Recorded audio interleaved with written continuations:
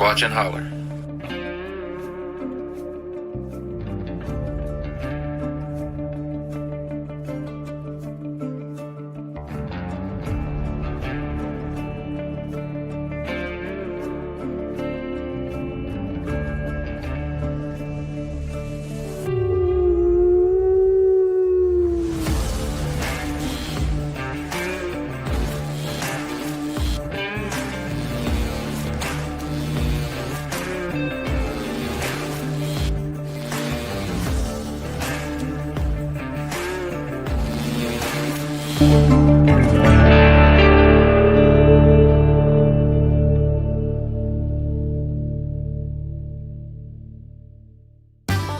Please like and subscribe. And hit that bell.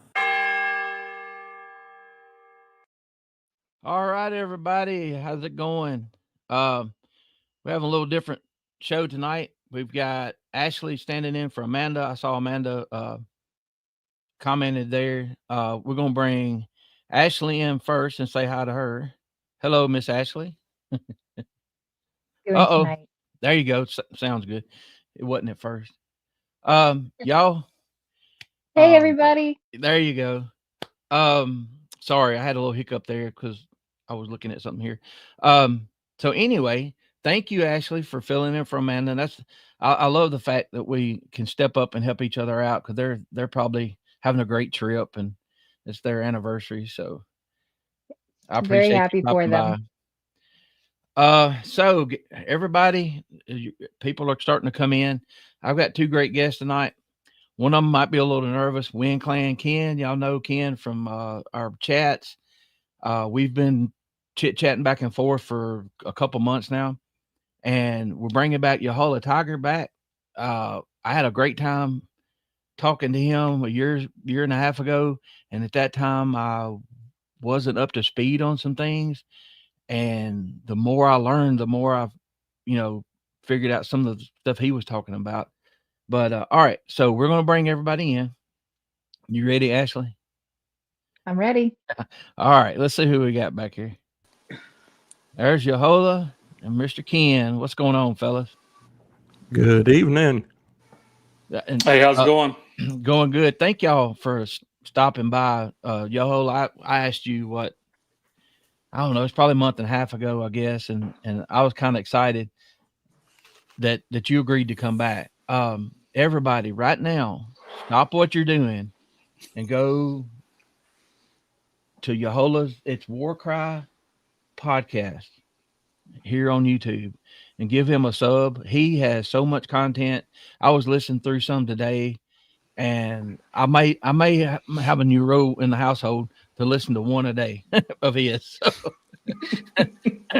But y'all go subscribe to his channel. And Ken. Yes, sir. Are the nerves gone away? I don't think it'll ever go away. Hey, that's good. Well, can you hear me okay? You're good. Yeah. Okay. Hey, you got better equipment than I do. That's my son, because I don't know anything about it. Hey, he set you up right. He did.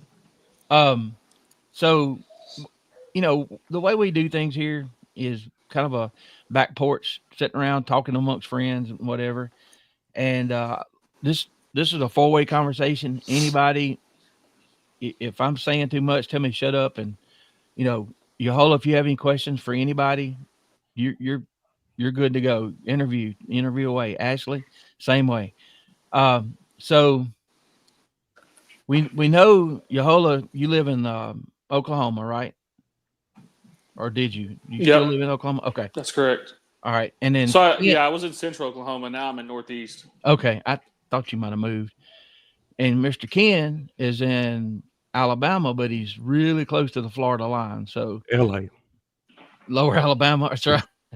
And Ashley is in the top left corner. So we're scattered out here. Okay. But all right, who wants to go first? No, I'm joking. Ken, we've been talking about a lot lately. First off, congratulations on your graduation from the University of Alabama. I can't talk tonight. That's a heck of an accomplishment. I can't talk anytime, so it's been a bad day, y'all. It has been a rough day. Here we too. so growing up in, have you always been in South Alabama? Is that were you born and raised? My whole life. So with the weirdness that we talk about sometimes, did you experience it first or did you hear about it first? Well, the first thing that I remember, I was probably 3 or 4 years old, and my dad took me to see the Minnesota Iceman. Oh, really? If you're familiar Wow. with that. Wow.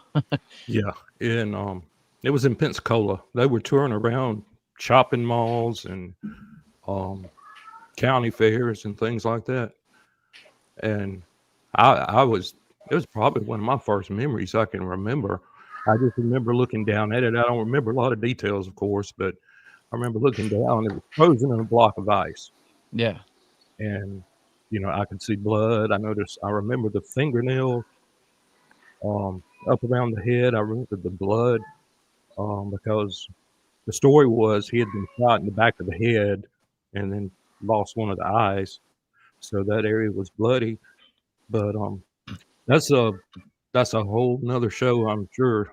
Well, that's Curious interesting. about that. And well, you brought that up, and I watched the documentary on it, and the scientists that later studied it, they said they actually could smell the decay. yeah, So, I mean, to me, that's good enough there, and they thought it was legit. Right. Yahola, I'm gonna ask you the same question. I know you're younger than the rest of us. Did you grow up with stories? I believe you are. Did you, how old are you? I'm 31. Yeah, yeah. So I was right. he's just a baby. Yeah. So I don't know about just a baby. did you grow up with the stories first, or is that something that happened and you went and asked about it later? Does that make sense? Yeah, it's just a lot of really when you get around a bunch of family, it's kind of funny, or it's not really funny, but I just had a cousin who passed away last week, and my dad was down there in the Yahola area, Oklahoma, and it's just like stories, they just start telling stories about this thing over here, over there. Someone saw something over here. And so it's always, anytime family gets around, man, it's like me and my dad always laugh because it's just like we'll be, sitting on the couch, for whatever holiday, and we just start telling stories, and we don't even realize we're doing it. It's just how that's how a lot of native gatherings are. Is, you just kind of, someone was to say, "Oh, did you see that documentary of this over here? Or did you see that movie?" And then it devolves into stories and whatnot. So, Would you but say yeah, there's that's a always been a local thing. storyteller in your family? Like, is there one person who's got all the best stories, and it doesn't matter how many times you've heard them, you'll listen to them again because they're just that, special to you?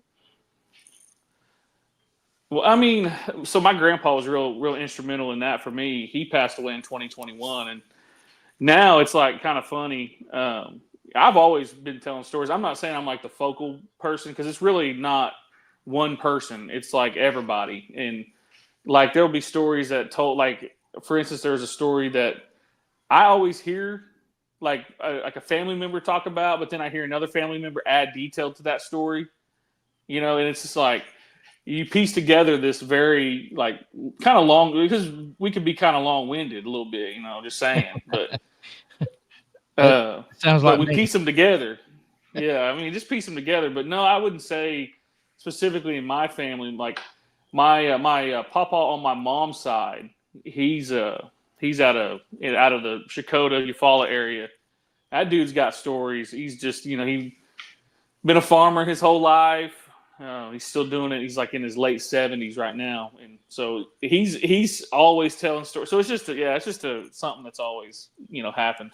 And Yeah. well, the reason I asked, I don't know how Ashley's family is, but with my family, it was like in hard times like you're talking about, or in a tough situation, we all laughed and told stories, but it was different types of stuff. Some of the dumb stuff we've done, or whatever, and kind of embarrassing each other. Where I'm at here in Tennessee, we never talked about the weird stuff that came like, somebody would get a little too much to drink, like, man, you ain't gonna believe what I saw. And That I never think, happens in our families. well, I'm sure Yahola can vouch for that. We never have that. don't have any too much to drink. Oh, For never. some reason, Wind, I do not believe you. I don't either. It's the way Well, you said it. You've got good intuition.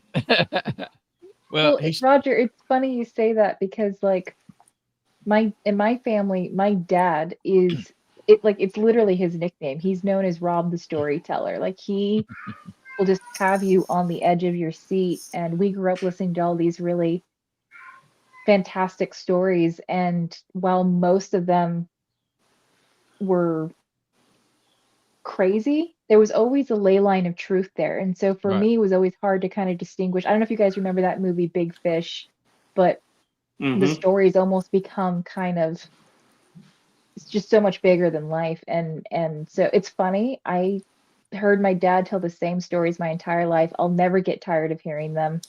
Shout out to Dad if you're watching. But I can tell them, like I can recite the stories from memory, but I don't have the gift of storytelling. So it's like I can regurgitate them, but I can't like draw you into them. So it's just everyone's different when it comes to those kinds of things. And as you get older, it's like if you're the one that, like Yahola, if I was there and I couldn't remember in my family, to be like, Yahola, tell them about that time. Yes, I can't remember all the details. But, well, and that's what I want to kind of do with this channel. We talk about stories, and we've talked about oral history around here, people that I've talked to all my life, and I never wrote anything down. And I feel like this is a little way to put it down for future generations, maybe can look up. But we'll go to Ken. Ken contacted me, and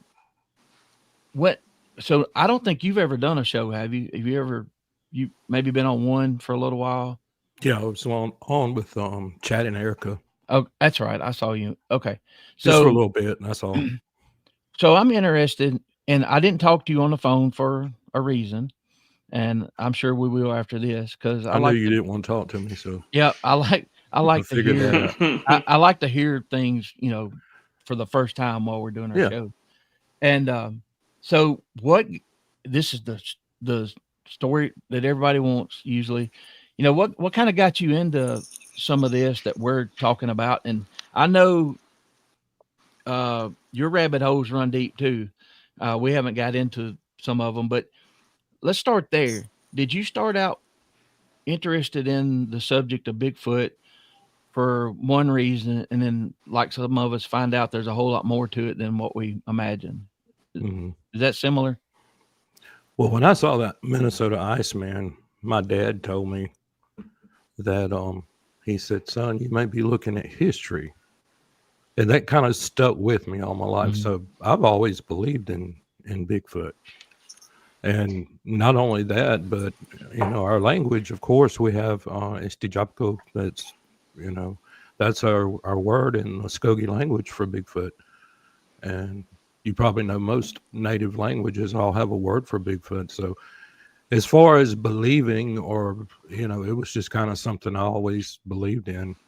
I was never really a skeptic, or, have that type of experience going from a skeptic to a believer. Yeah. Now, when did you first have, like, when did the idea of Bigfoot really enter your consciousness? Like you saw the Iceman when you were so young, it sounds like, but did you have the concept of Bigfoot already when you saw that, or was that your introduction? Well, I had a lot of things that happened to me over the years, and I didn't really relate it to being Bigfoot. And I can't say that it was Bigfoot, but I do think probably a lot of them may have been related. but lost my earphone. Sorry, y'all. You're good. But one of the first things as far as that happened to me, excuse me, I was probably my early 20s, and I was up in Wetumpka, Alabama, at Fort Jackson, Fort Toulouse. And I had gone up there. I was by myself, and there was nobody else around at the time. And I had just gone there looking around because I had never been up there, and I heard a lot about it. And I knew a lot of people had been there and went there a lot. So I went up there, and I was just walking around, and the fort area, the other side of that is a mound.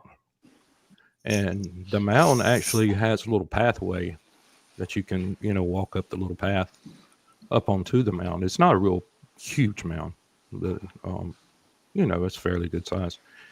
And so I walked up and was standing there on top of the mound, just looking around. I'm, saying some prayers, or I was thinking about my ancestors, and all of a sudden I thought I was having a heart attack or something. I just felt like electricity shot through my body and scared me to death. And I didn't know what was going on. And so I got down pretty quick, or quick as I could, the best I can remember. And, once I got away from there, I was able to walk away a little bit. I felt fine, felt normal. And I can't explain that, what happened. But I know I've heard other people explain that's had that type of experience related to boogers or to, Bigfoot. And so that makes me wonder, if that was at that time. I've been other places, and I've smelled. I was camping one time way back in the woods on a creek with some friends, and we had been there for several hours, and this was on into the night. We were just sitting around the fire, and I walked back behind where I had parked my truck, and when I walked back there, it was just all of a sudden hit with a terrible, terrible smell. It just smelled like death, just rotten something. And that wasn't there before. It's just all of a sudden type thing. So I didn't think a whole lot about it because, when I went back down to the fire and all, I didn't smell it anymore. So I had no idea at that time that Bigfoot wasn't on my brain back then. I didn't think anything about it. And when I was dating my wife before we got married, actually, where Flat Rock lives now, I had to go right by there. So I was back and forth on the way to where my fiance, wife to be, where she lived. And every week, at least 2 times, going and coming every weekend. It's about an hour and a half drive for me. And a lot of times it would be at night. And there were just a lot of times I would just feel, like a vibe or something, just, going through certain areas right there. And it was just, the Sapulgo River there. It's on Highway 84, or crosses Highway 84, also crosses Highway 31 as well. But those bridges there, I know that they have had, Class A sightings there that have been documented. So it's all over there, around where Flat Rock lives. They're just all over. But I always got the kind of creepy, crawly feelings, like driving through there at night and things like that. But I didn't know. I didn't, wasn't really thinking about Bigfoot or anything like that. That's And a good that's the question. interesting thing because, sorry, Roger. No, you're good. Go ahead. That's one of the most fascinating things to me personally about Bigfoot is even just across, let's just say the last 50 years, which honestly isn't that long ago, but last 50 years or so, if you even want to go back further than that, but the details stay the same, whether the eyewitness knows that or not.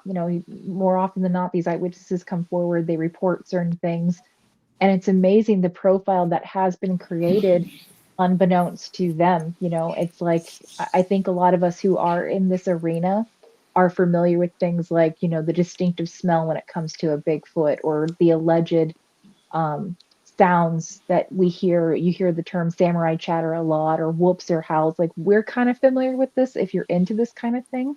But the average person, if you're just some hiker in the woods who thinks that, Exactly. Bigfoot's Harry and the Hendersons, Right. but they're reporting these things, it's important. So that's a good question for Yahola, since he does. How many shows have you done? Do you know off the top of your head? Oh, just Bigfoot? Yeah. I mean, I probably include a Bigfoot story or Bigfoot something in every episode. Everything. So So how many of the people that you interview start out like Ken or even me, like after you think you see one, or you decide, or you learn a little more, then you go back in your past and start bringing up, oh, wait a minute, just like, I remember this time and that time this happened. Is that something where a lot of people like revisit other things that happened and it may not have associated with Bigfoot, but maybe do now? yeah, I would probably say a lot of people I talk to, I think a lot of it too is our brains are naturally like trying to match what they heard, like what it's seeing or what it's hearing. Like you're always trying to find the logical aspect of whatever you're seeing or whatever you're hearing. And so when I talk to people, it's funny. Like someone, like I'll mention kind of like for instance, people always bring up cloaking, and that's one thing that I am by no means an expert, but just from what I've gathered in stories and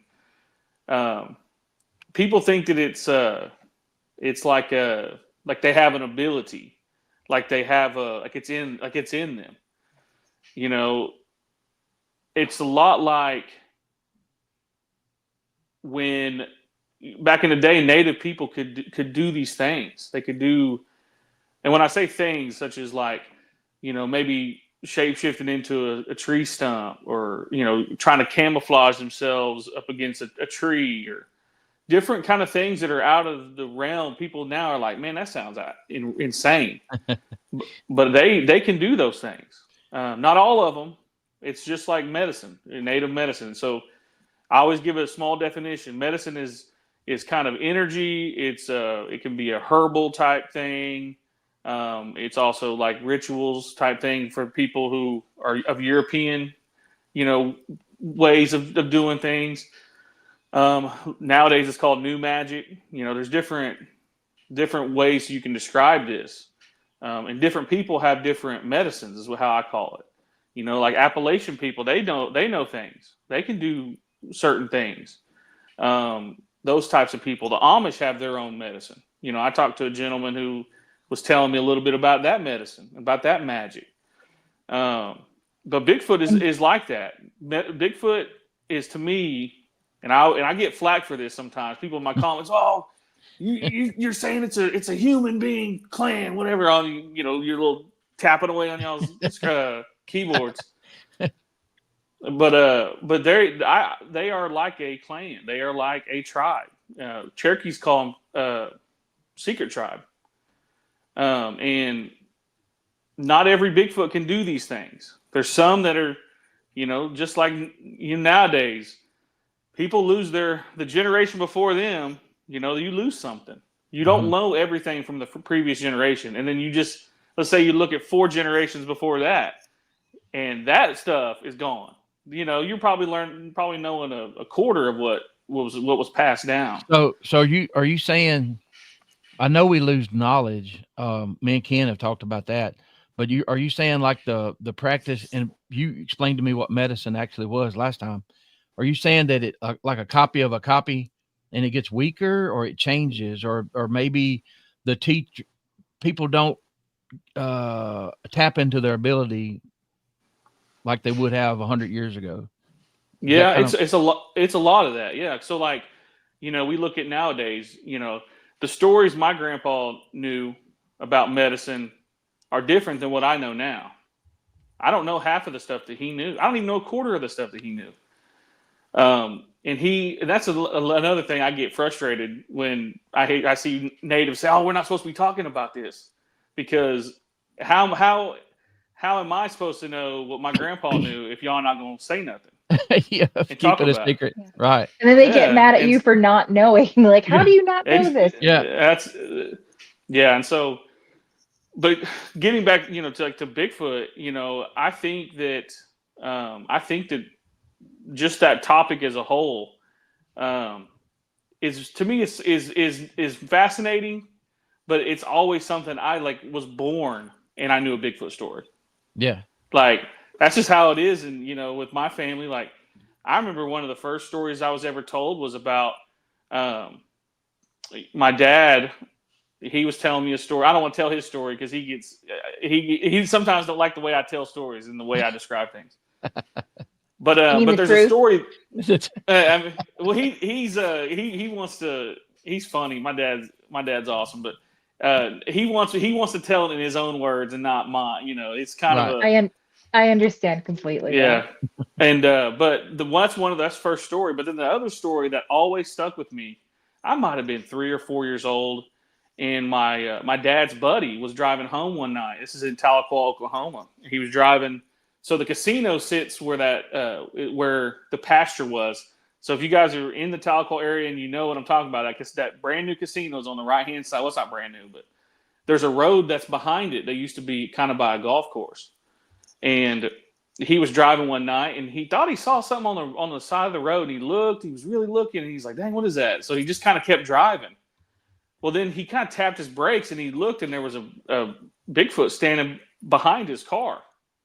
It had passed and stopped because he thought he didn't want to hit whatever he was about to hit. So he kind of swerved over and kind of came to a real slow stop, and it passed behind him.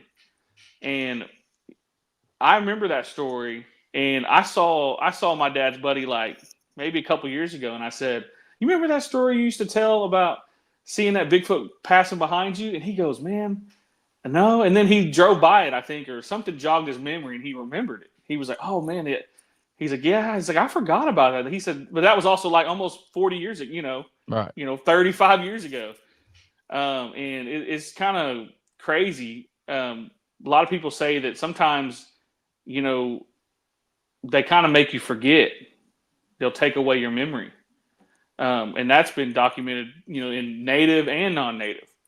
I know a lot of people like to throw out infrasound, and, that could be a reason, but sometimes when you run across something that you're not supposed to see, it makes it does what it needs to do to ensure that it can go about its business. And that's a lot of these beings. How much of that is a creature with the ability versus how? And I'm not saying I agree with either or. I'm literally just playing devil's advocate here. But like, I know people who. It's almost like the denial, right? It's almost like a self-preservation. I didn't see anything. We're just going to ignore it, and then people go about their day, and it's not until 10, 20, whatever years later, and you're having a conversation, and they might, I guess I kind of saw something like that, or their guards down, or they're in a comfortable state to even admit something like that. But it is true that those types of reports, and not just with Bigfoot, there's plenty of cryptids in the world that have similar. But yeah, it makes you wonder. Is it these creatures with some kind of ability to have those things fade in somebody's mind, or just people wanting to forget because it was so traumatic, so scary, so unnerving? I've got something to add to that. Yahola, I can't talk. He may not remember this, but one thing he scared me with when we were talking about lost time last time we talked, and we had been frog gigging and we lost a couple of hours. It went by. Where did it go? And I think you told me that it was the little people around water or whatever. And then I'm like, oh my God, I don't. Roger, you had lost time? I've had lost time twice, and one time I didn't know that. Not only did we have lost time, my son was with me. We lost an hour, and we lost 70 miles off the trip too. And that's terrifying. I'd just spoken with a lady in Cherokee, North Carolina, in the woods. She had gray eyes, and Kenny, we'll talk about this in a minute. and my great grandmother was Lydia Gray Eyes. So that's the conversation we were talking about. And then on the same trip, I have lost time, and my son too, because he's like, "How are we in Nashville already?" I'm like, I looked at the clock. I'm like, I don't know. And there's a whole stretch we don't remember. So I don't know what happened on that. But anyway, sorry, y'all. I get excited and interrupt. Y'all have to forgive me. It's your show, Roger. Technically, we're interrupting you. So No, it's fine. you're no. That's not that's not the way it works. So all right, we could go so many different ways because I watched a little bit of a Warcry podcast today. Same. I'm hooked. You do a phenomenal job, Yeah. by the way. I was really like, it was good. Yeah, I knew. I don't you often would. enjoy my homework, but this was enjoyable. So I feel like I feel like some of the abilities are natural also. But the thing is, you guys with your families and traditions talk about stuff. Our families hide stuff from each other and don't talk about it. So when somebody sees, have y'all noticed today with the younger people and they're learning these things that we all knew when we were like 4, and they're catching it at 20 years old and doing these videos like, oh, I can't believe this. Oh my God, how does this work? And I'm like, my mind's blown. It's because they're not reading. Yeah. They don't read books anymore. They don't. Everything is Chat GPT and AI. Like, that's one thing that I'm going to say this, and maybe some people out there in the ether that may not agree with this, but I know some people get their information from Chat GPT when they're talking about Bigfoot, especially natives. People talk about native lore and native storytelling, and it's non-natives telling natives things. And I know you're using Chat GPT to I know. There are people passing the medical bar using chat. It's crazy. So we're in a world of hurt soon. Because I'm self-conscious about telling something that Yahola told me, and I'm like, I hope I'm not butchering this. I know he's probably going to see this, but you're right. But that's why I like this sit down, because I feel like we know each other in a way, and me and Ken have talked a lot, and he leans toward more. You do a lot of DNA research, right? Like family tree stuff.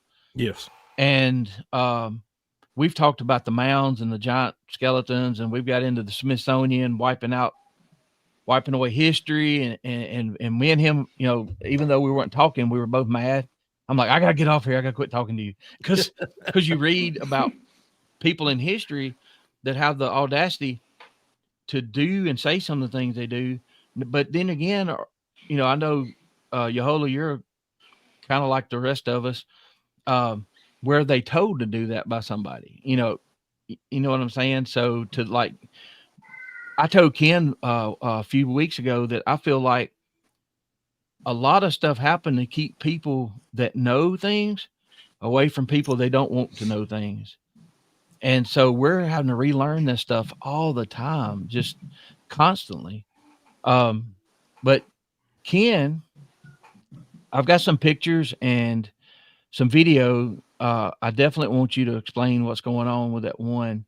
But you found that you and I may have an ancestor in common. It's very possible. I'm not Dang, sure. It's actually cousins. Yeah, cousin Ken. Now, Yahola and I feel like we probably are at some point. But yeah. Further back. That's one thing. Well, that's one thing. Cousin, everybody's cousin.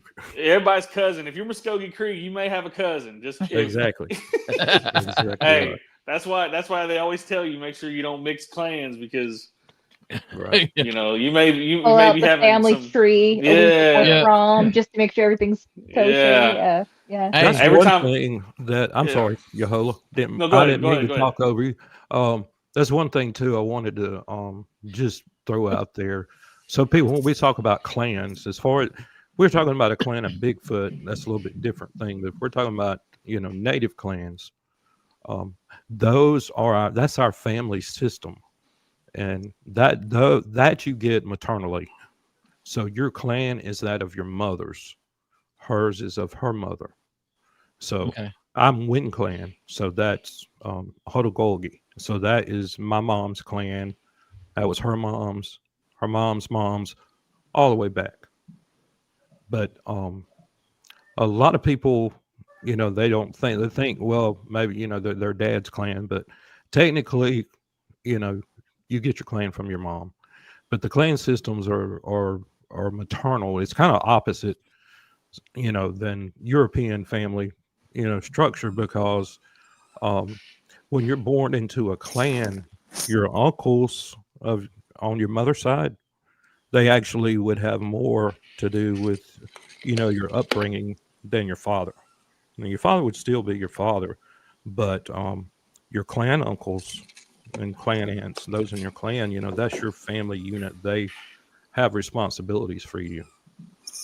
So So it's kind of backwards from what European family structure is.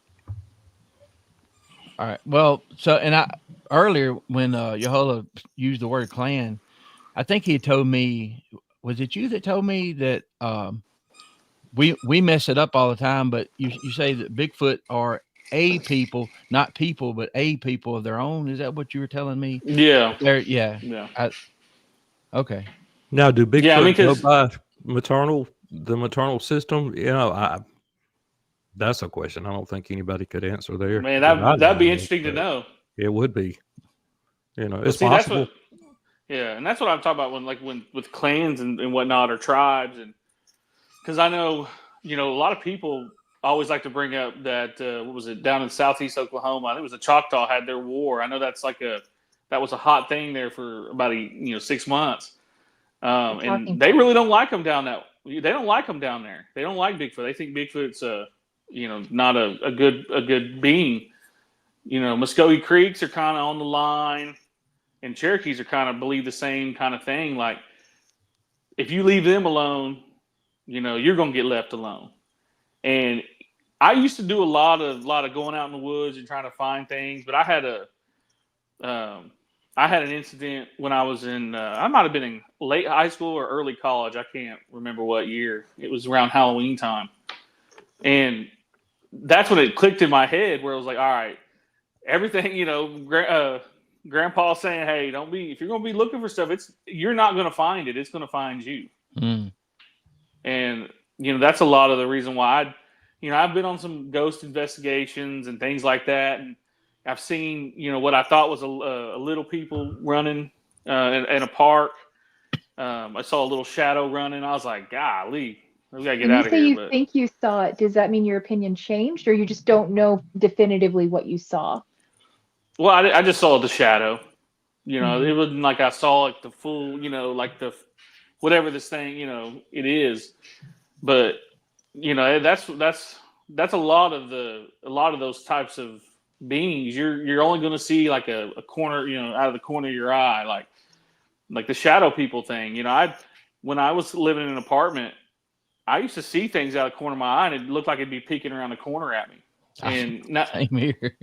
And my wife was sitting there one night, and she saw something run little, like real little, almost like the size of a cat. Basically, she was sitting on the couch, and she looked out of the corner of her eye, and she saw something dart up into the loft. And she was like, "Did you see that?" I said, "No, I didn't see it. I was kind of facing the other way." But that's one thing. Yeah, it's really up to perception. And with Bigfoot, people. I was always told you ain't really supposed to talk about it, for a certain amount of time. These entities, these beings, like the tie snake or little people. What else? Skinwalkers, not so much, or shapeshifters, what we call them here. But you're not supposed to talk about these things. That's I was going to ask you about that. Do you get a lot of flack or negative feedback from people in your comments about, oh, you can't say that, or that kind of censorship out of fear for certain creatures or myths or cryptids? I'd probably say out west. I had a Apache guy on. His name's Barry, and then I had Rod. He's from Lodge Tales, and I had a lot of people. A lot of older people are still kind of. I mean, these things will visit you. They will come see you. there's been times where I've done an episode and I was talking, not reckless, but I just was talking about them, in detail. And, like we were living out in the Oklahoma City area a couple of years ago, and I had just done a shapeshifter episode, and I'm sitting there talking about them, kind of, laying out like what the differences are. And by the way, a skinwalker is not a cryptid. I'm going to say, I go to everyone's podcast and I say that, or YouTube, Yeah, a skinwalker is not a cryptid. I'm writing that down. Thank you. I appreciate that, actually. It is not a cryptid. So absolutely I see a lot of people on TikTok getting a lot of views on native stuff, and they're saying, "Oh, it's a mythical beast that could turn a man into a beast." And nope. I'm like, no, it's a person who knows those ways. He knows those old ways, and they know how to move and shake, how they're gonna shake. And but like I mentioned, before I got off on that tangent, but I was really talking about Dogman and shapeshifters, and one night, and I'm laying there, I always get a kind of a weird feeling. It's like I always call it spidey sense, but I was laying there in the bed, and something told me to wake up. I don't know why. I kind of look up, and really, because from where our bed sat, you could see a direct line into the kitchen table. And I looked, and something was standing there. Mm. And so I get up, and I'm like, all right, someone's, in the house. So I started grabbing things that I knew I could probably hook them with, and do what I got to do. And so I started making my way through the house, and I went behind him. So like there was another little, it's like an island that has the kitchen, and then you kind of go back and you can go through the laundry, and then you can kind of sneak up behind him. That's kind of what I was trying to do. And I made my way through the house, and I looked, and there was nothing there. But I could tell it was something hairy sitting. So that's why I always say, like, people who listen to these things, I know people like to hear the Dogman. They like to hear. Sometimes people ain't seeing Dogman. They probably seeing a shapeshifter. It's somebody who can do these things. And I've heard stories of people saying, "Oh, I saw one in my bedroom." I said that was probably messing with somebody who knew those old ways, and that was coming to visit you. So you're saying like Ken might, since he said the name of Bigfoot earlier, and also I asked my buddy Spencer. We started talking about Dogman, which scares me. I'm just going to tell you up front. And I saw something weird one day, and I'm like, "Are talking about this? Can we be inviting things to us? Because I don't, I'll quit talking about it because I don't want any of that around me." And it was during the day, and it was a dark, shadowy type figure that kind of changed, and I never did get to go back. I was wanting to go back and make sure it wasn't a stomp or something, obvious. But so if I'm getting this right, us listening to a podcast about a subject could be inviting this into our lives. Is that what you're saying? Sometimes, yeah. I mean, depending. And there's a lot of times too where you'll hear in a lot of my episodes, I'll get into some of this detail. I say, all right, y'all do what you do. If you pray, you need to pray. If you smoke off, you need to smoke off, which was cedar or whatever you do, sweetgrass, whatever way that you do, whatever God that you pray to, that's what you need to do if you're listening to this, because you just never know. I mean, there's a lot of times people don't realize that, like, maybe they they live out in the middle of the country, and they're listening to this stuff, and they may have little people trail right next to their house, that they never knew about. I've had people reach out to me about that. One guy said he had seen something kind of like it was a little person, like little thing, and he was seeing these kind of weird things around his pond. Well, his kids play around that pond. And I was, in the episode, I was talking about what they can lead you off. They can kind of take you away. Sometimes people say they're interdimensional. That's where the Fey European thing comes in.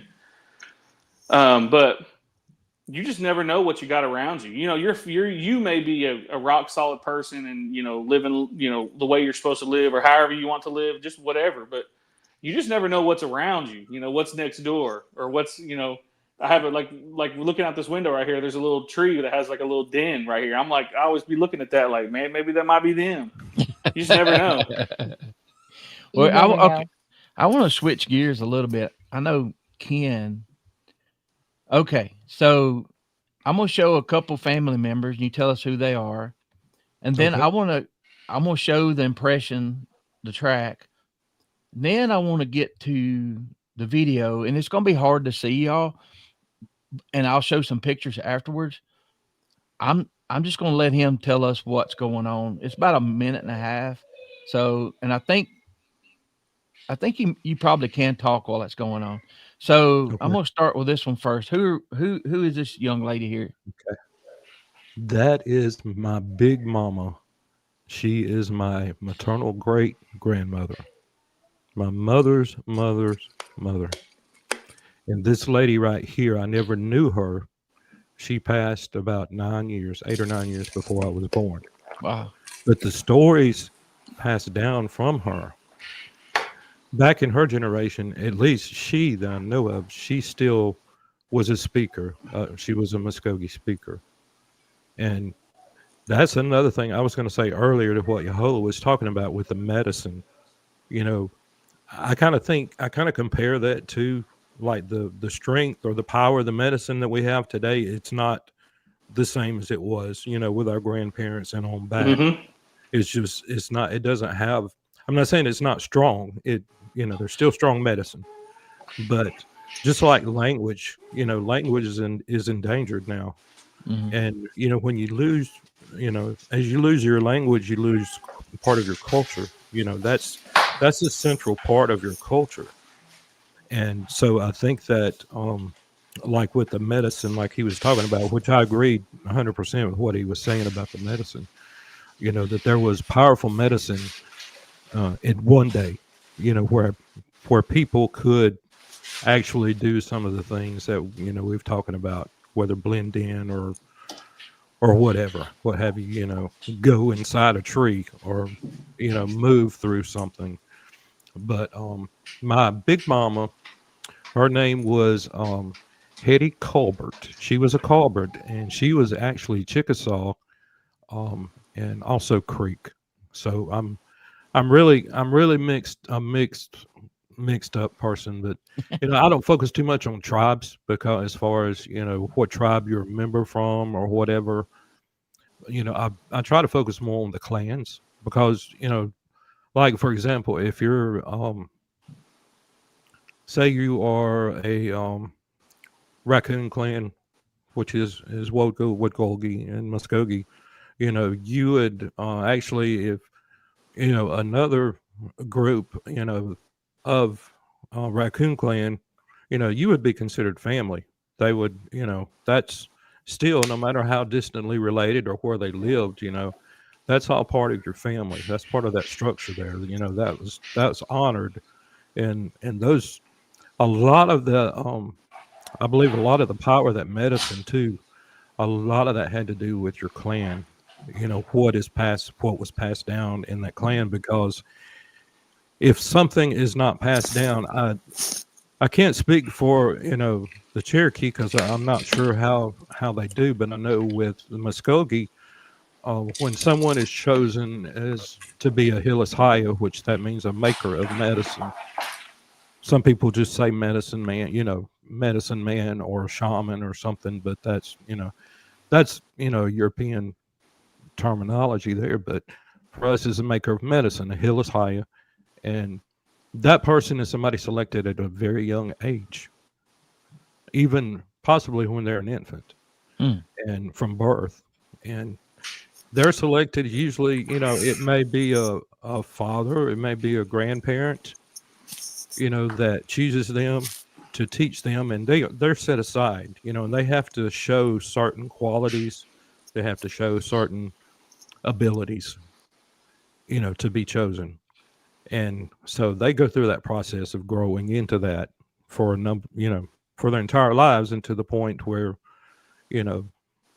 everything, the reins, so to speak, are handed over to them, But if a Hillis-Haya or maker medicine, if that person passes and they have not chosen someone, or they have not, felt that there was somebody, worthy, or somebody that they needed to pass that to, that medicine goes with that person when they pass. Mm-hmm. And that medicine is that knowledge, is gone, from that line. And, Now you're saying it's put to medicine. rest. In other words, that medicine's put to rest and it's no longer, Wow. active. So that's kind of, I think that has a lot to do too with, some of the things that have been lost as far as, Some the strength. some of the weakening, right? That makes sense. Yeah. Yeah. But Big Mama, she was, she knew a lot of medicine. There's different type of, I don't know if you want to call it levels or types of medicine people within Muskogee culture. But, a main Hilis Haya, that's the person who is at, your ceremonies, at your ceremonial grounds. Like at the grounds I go to in Oklahoma, when our Hilis Haya passed a few years ago, but he had chosen one of his sons, and that had been learning. And now his son is our Hilis Haya there. And he also goes to some other ceremonial grounds and helps them because they don't have a person to do that. So he tries to help others as well. But my Big Mama, she was not that type of Hilis Haya, but there's, practitioners, or you may, for a better understanding, just think of them as a healer. Some of the European cultures, and they had their healers, they knew herbs and special medicines. That's my grandmother, her daughter.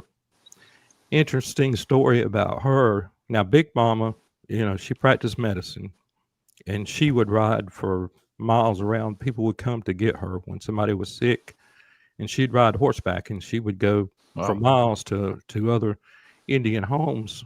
And, there were no doctors there. They're very isolated. And Big Mama would take care of them. And also, when the person passed away, she would be the one that would take care of the body. And the whole way they did the funerals and everything, totally different. They didn't really, they would stay up all night with the body. The body's never left. You don't leave the body. And you sing songs, you stay up with the body. But when that person was buried, they didn't have a funeral. And it would be a few months down the road, or sometimes maybe even a year later. There would be an appointed time, but, somebody who was leader in that family would make the decision, okay, the grieving period, the mourning period is ended. So at that time, they would schedule the funeral. They would have the funeral. Everybody would go and have the funeral. And there's an ancient practice called the Indian cry. And some still practice that. I don't know that, I can't really speak for Oklahoma, but I have heard that there are some Choctaw in Mississippi that still do that. But it's a very private thing. I wonder, done. I before my time, I've heard stories of in the Southeast. I don't know how far it went, but the sitting up with the dead, somebody was designated. They didn't leave the body alone. Never. It probably was showing in a house, and that they didn't believe in doing that. I wonder how that crossed, or where And that Roger, came from. you took the thought right out of my head. In fact, I was going to make a note to say something similar with your podcast earlier, which was what am I trying to say?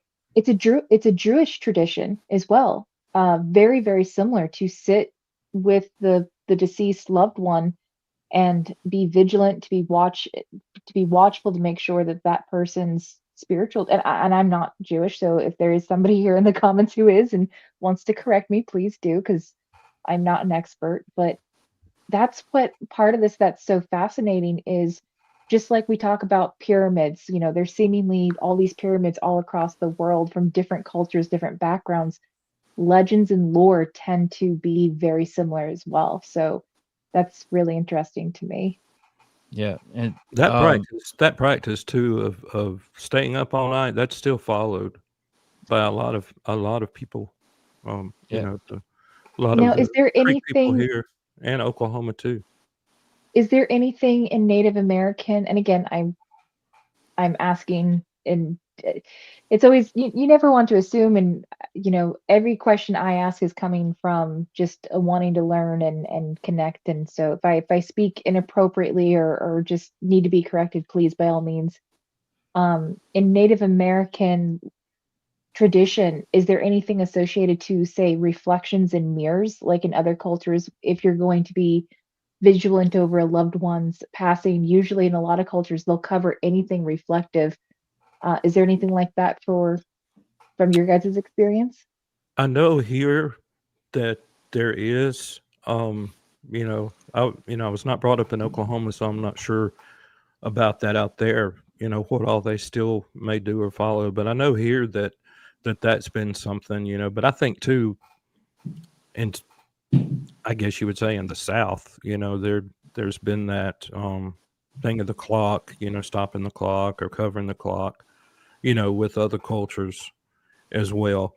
But if someone that I know closely passes, what I do and what I've been taught to do from elders and other people, if someone close to me passes, I will go outside as soon as I can once I hear, and I'll wash my face 4 times, and I'll face the east when I'm doing that. I always face the east because we face the east when we touch medicine, but I'll wash my face 4 times and say a prayer, and that's to wash your tears from your eyes for that person, so that your mourning will not hinder their journey, or keep them here. We also don't, or some, follow the practice, at least we don't, we may not speak their name for a period, if it's, 4 months or something like that. We may not speak their name. We may not show their picture, or display their picture. So things like that are some things that I'm familiar with, but I'm sure there's probably some others. Fascinating. Yeah, thank you. That brought back memories of stories. Like I said, I never took part in that, and actually it scared me. Yeah. Because they're like, yeah, we used to set up with the dead or whatever, and I'm like, what does that mean? I was always asking the question. Yeah. But my grandmother, that you showed my grandmother that last picture, a quick story about her. When she was born with the veil covering her face. And the scientific term for that is a caul birth, C-A-U-L, caul. I don't know if you've heard of that or not. I haven't. But if you research that, a caul birth in various cultures, some consider it like an omen, but in a lot of cultures, it's something special and significant in meaning. And all I can offer with that is what was passed down in my family. And it's that my grandmother was born with the caul, or the veil over her face. And Big Mama, her mother, she kept that, which of course today, caul births are pretty rare, but they still occur. But usually today, a lot of people never even know that or know anything about that. But she kept that, and she kept that in her purse and carried that with her everywhere she went. And why she did that, I don't really know. I'm sure it had something to do with protection and probably prosperity, goodwill for my grandmother, I'm sure, but I don't know any details about that. But as far as the meaning of that, what was passed down to us was that it meant that my grandmother had special abilities to see certain things when others could not see them. Right. Well, so, we've been getting into a lot of stuff like blood memory and, the M's and the palms and the blood types and all this stuff. And, of course, we know there's a high number of people with certain likenesses or whatever you call it that are kind of coming together. That stuff like that amazes me, like in other cultures where they recognize it upon birth. And then, like, I don't know what's happened. It's just like nobody talks about stuff like that. You'll find out later in life, when you're ready, I guess, that grandma or cousin so and so had the gift that you got, or they used to talk about the same things. And it's aggravating to go all these years without somebody like giving you a heads up. People just don't talk about that, and I find it amazing that there are people that are looking for it, and to carry on this tradition or whatever. All right, so Just to feel like they're not going crazy. I know that I've spoke yeah, to people who it's like by the time they finally do get to have that conversation with loved ones or family members, there's always, not always, but there's often this sense of frustration and like anger, because it's like I could have, my own personal journey could have been so much more smoother if you would have just gave me a heads up, because I think and that's one of the nice things about your guys' traditions and just the different dynamics in family. It feels like it's just one giant kitchen table, right? Like everybody's included in the conversation at different points, and it feels like if you guys had a question, like going back to Bigfoot, and it's like, for you, Wind, you go see the Iceman when you're a kid, and it's like, Dad, what is this? And he's like, well, son, and I think that's really neat. I wish more people were open to it that way. Yeah, I I do too. wonder, I wonder if it's a church thing, because I know a lot of people wouldn't talk about certain things, in this area, because we're like in the buckle of the Bible Belt, and you get that slap on the back of the head if you bring up something that's going on at home. It's people are so Some people private. think they tend to think that everything is a demon, that Yes, everything Not is everything's evil. a, yeah. Anything supernatural is a demon. Well, right. yes, demons are real. I believe in demons partially, that they exist. I know they do. There are evil forces, of course. We wrestle with principalities and powers. Um, But it's but very much a supernatural world, and we're like, not everything it is, is. And yeah. really, like with native culture, it's really not a separation there, like, between physical or natural and supernatural. It's really kind of all part of, I think probably 300 years ago, even with the boogers, I think things were probably somewhat different back then than they are now. It, I don't think people would have looked at them as being, cryptids, supernatural, you know, demons or anything like that. I think probably, it was just a natural part of the world.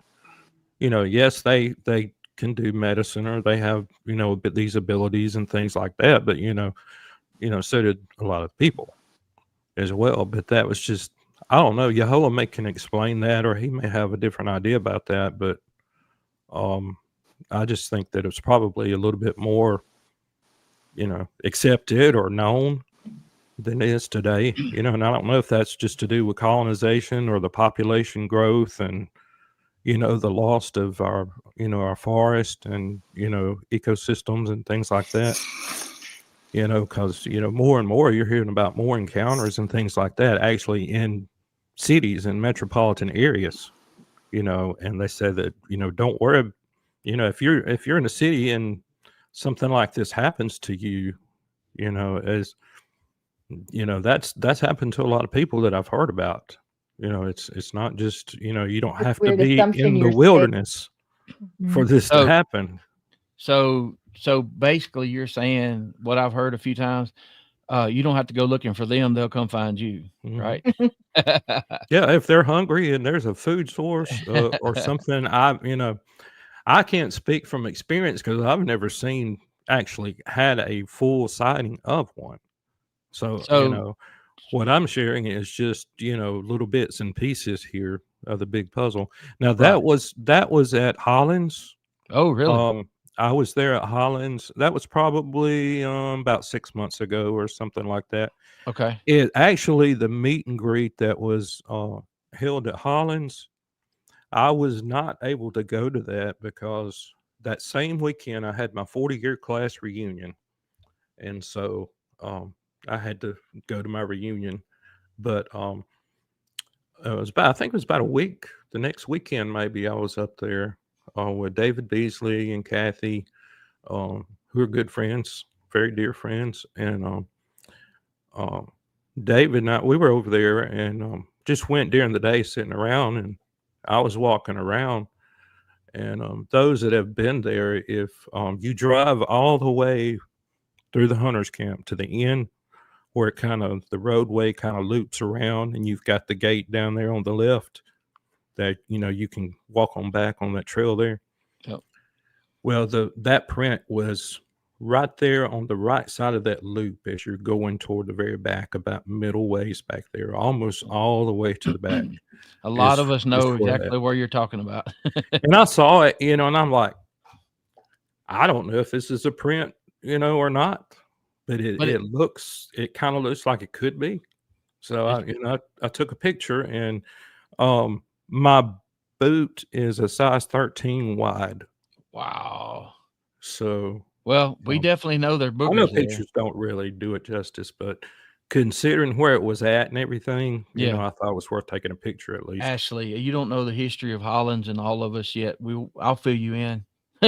It's one of the, I'm scared of Holland's hunter count, actually. So we got a question from Richie Evans, and I think you might have answered it earlier. Do we know if Sasquatch have their own med chiefs?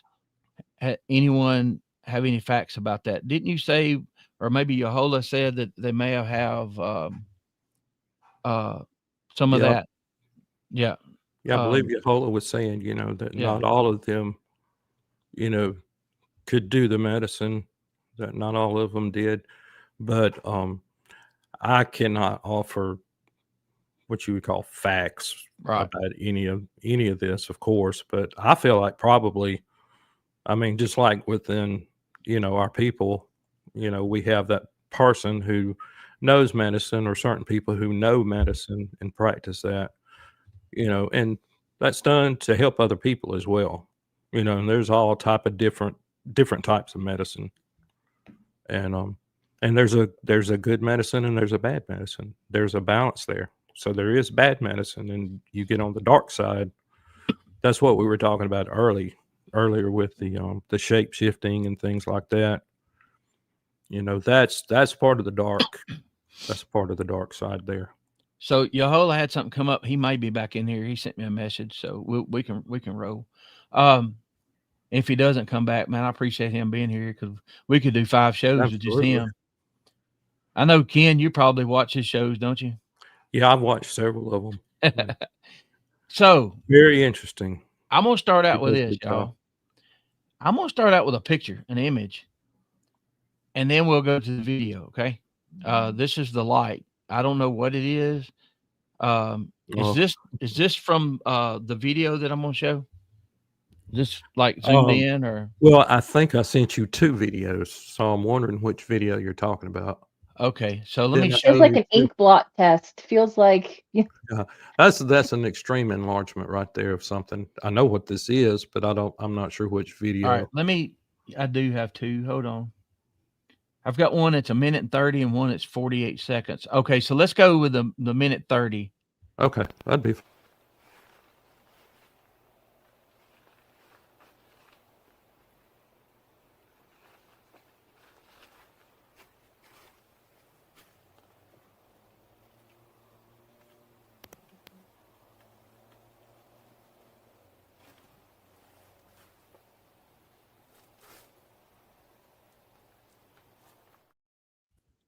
Okay.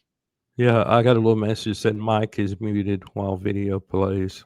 Yeah, and I was talking too. I should have known that. So that video. Well, again, after you explain a little bit. That was taken a little over 4 years ago, and there were 4 of us who saw this, who witnessed this, and we have kept that private for 4 years for a reason. And we felt like it was something significant to us, something sacred. So, you know, may have shared it. I've shared it, and I know I've shared it with my son, and but not really talked about it or shared it with publicly or anything until now. So, but that was taken at in Alabama, and I'll say it was at a mound site, Mm, and a very well known mound site, and probably most people could figure that out. I don't want to just say the exact right. mound site, but two and two together. If you know Alabama or do a little bit of research, you're going to find out. But this was actually on the night. It was a night in December, and it was a night of a winter solstice. Earlier that evening, we saw there were two of us, and me and a friend, and then another friend and his wife. They came. They were a little bit later getting there to the campground that we were at, and the campground's right there at the mound site in the park there. And we saw first. I can only describe it as a giant ball of fire. Mm-hmm. That's all I can describe it as. And it was just sitting over the horizon, and I thought, Color, texture, or both? I'm sorry, And I didn't mean to interrupt you. I'm sorry. When you I just say didn't catch it. a ball of fire, or that's kind of what it came to mind. Is that in both terms of color, like a traditional orange Yes. glow? Yes, in terms of color, yes, it was very large. And at first I thought, oh gosh, it's a meteor that's burning out or something, and I was expecting to see it streak across the sky. Well, it didn't streak across the sky. It just kind of sat there, and I'm thinking, well, is that a giant light from some type of plane? But it just kind of, hovered, in the same area. It really was not moving. And I can't tell you what it was. I don't know what it was. I have ideas and opinions of what it could be, but So you know, what we're seeing, is it on the ground? no. That happened earlier than what you just saw. Okay. It's just leading up before the video. We saw that. I would say it was just at dusk. Well, Just I went just over about it dusk. and looked at it. To you, did it look like there were figures changing shapes Oh and yeah. moving around? Yeah, it Oh yeah. almost looked like a big figure on two legs, and then it's like they meld together Hmm. and they come apart again, and it's one of the weirdest videos, y'all. And I'm It's gonna show interesting it. you say that. Very interesting you say that, Why is that? because it's exactly what was going on. I got That's goosebumps, y'all. I'm He didn't tell. excited. We didn't talk. no, And we've I not talked at all about it. but when you have it on your phone and you can pinch in or push out, and I zoomed in a little bit, and it looked like at least one tall being and at least one more, maybe two more.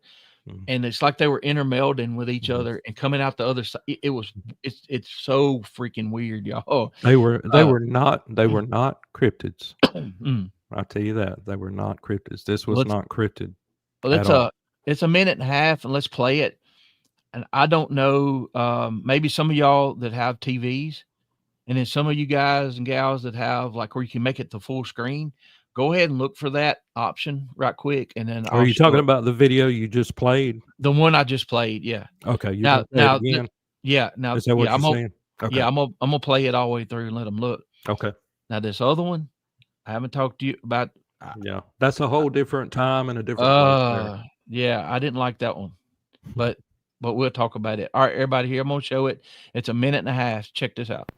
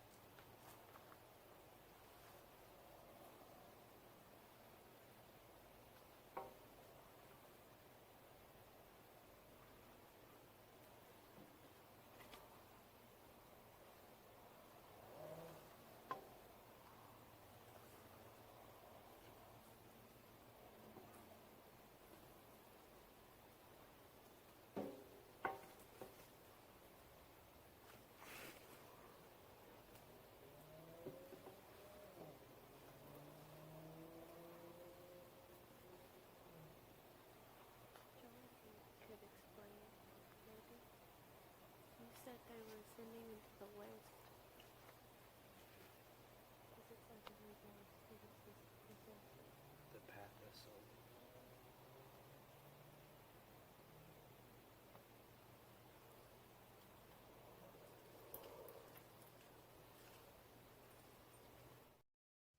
Okay, that's not a thermal, right? Not a I thermal was camera. done with my cell phone. Yeah. Yeah. It If y'all looks can go, alive. it does. Yeah. And that fell out of the Yes. sky. Maybe. Okay. I think it was connected, to what I was Oh, talking about well, earlier. I think there's okay. definitely was connected to that because what we saw was in that same location, but a little bit higher And it was in elevation over the pulsating. horizon. It wasn't keeping, it wasn't just a solid ball of light. That's very interesting. Yeah. Was But it hard We to were. keep the camera? I mean, you had that thing pretty locked and loaded was that because it was not moving sporadically, or did you just kind of like, how did you keep so tight on it? Yeah, it was definitely within a certain area. We were at the campground and looking across the mound park, looking across this, I would say we were probably, 400 to 500 yards at least away from this. We were about to, this was 12, right at 12 midnight when we were about to go to bed, go into our tents.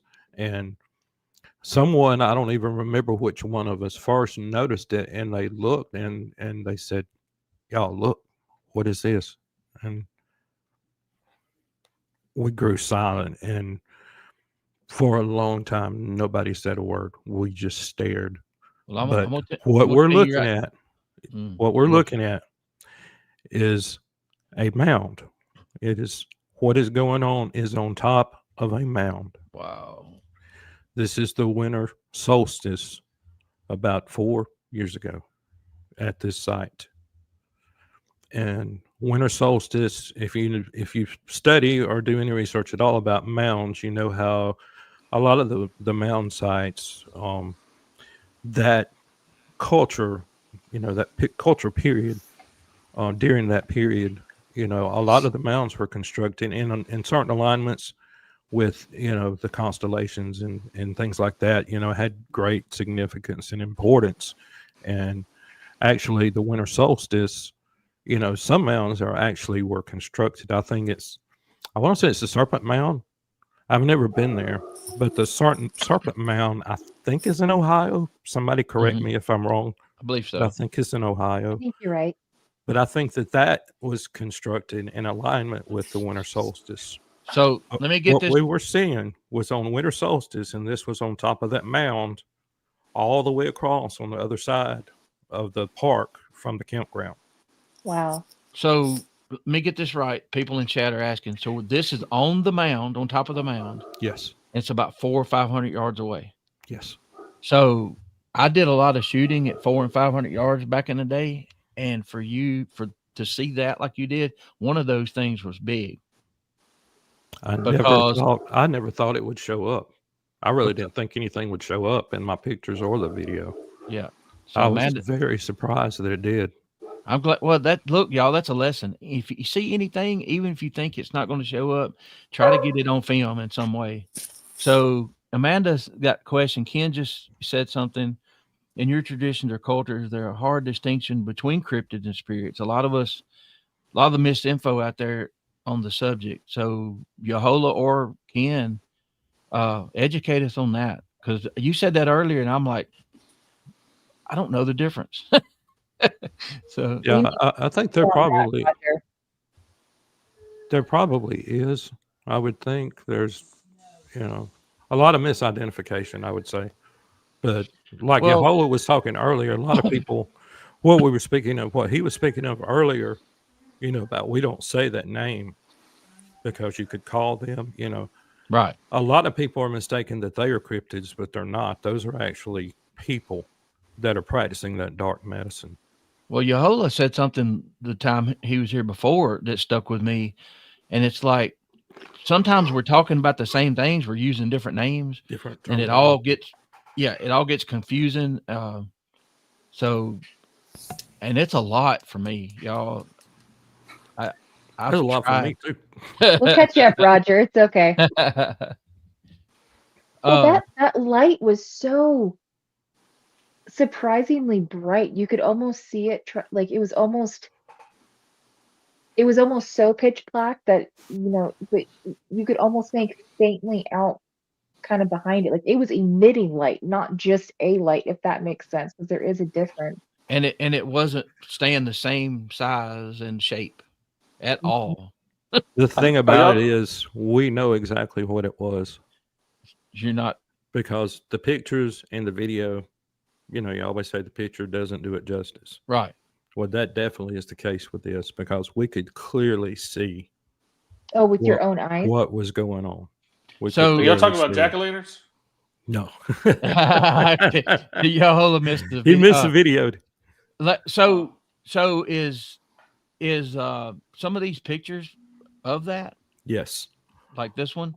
All of those are pictures that I zoomed, extremely zoomed in on that. Of course, you're not going to get.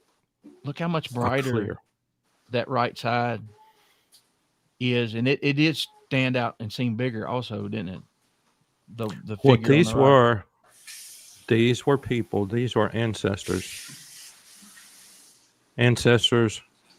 They were dancing. Oh my God! When we dance, full body chills. When we dance around the fire at our ceremonial grounds. That's the only time we dance around the fire. You don't dance around a fire anywhere else. But we were dancing. They were dancing around their fire in the middle. And when you dance, you always go counterclockwise around the fire. And I know with Cherokee, because I've been to Cherokee ceremonial grounds, and have Cherokee friends and all.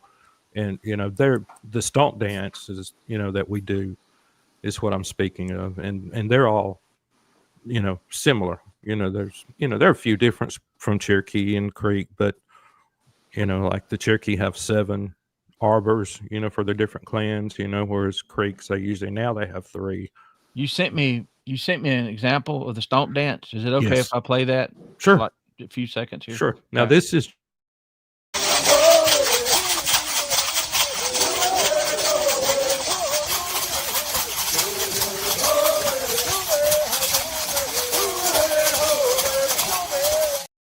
Sorry, it cut you off. So you're okay. saying that what we just watched previously, now that you say that, it makes sense. That is That's chilling. Exactly what they were doing. Can I send that video to Yahola later? Or oh yeah, definitely, definitely. But we could see, and the most, I guess, the most shocking part of it to us that happened. This went on. Like I said, it started around midnight. This was on the winter solstice. This one went on for an hour. Wow. There were several times. What it would do, it would go for, 2-3 minutes or so. And then the lights would kind of fade out. They would kind of fade, but not completely. Okay. And we'd think, oh, well, whatever this is, it's over. No. Then immediately it would come back together, just like people walking back in together to dance. And then another dance would go on. And at one point, we could tell they all grabbed hands and held hands as they were going around. And that's our friendship dance. They were, if y'all can see my arm right now. So here's what I'm going to do. It gets me too, Roger. You're good. That's amazing. I'm going to show it again. There's people, now that we know what was going on, and it's a minute and a half, and the first few 20 seconds or so, then he zooms in. Watch the movement. This is incredible. Thank you for sharing it. I can't believe you sat on this for 4 years. Here we go. I had to be sure that it was the right time. Okay. Thank you. Now I'm gonna play this and I'll be right back. Here.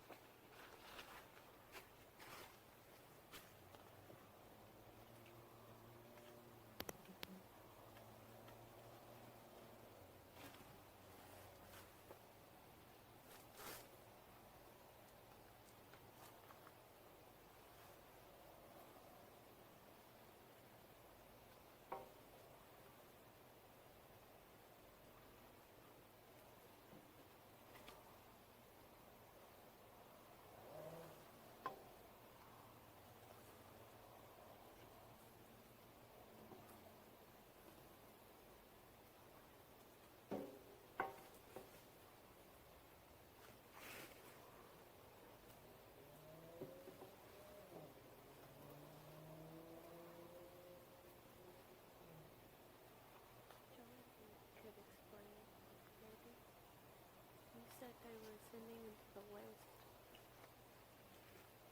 This looks like a very bad the pathless soul.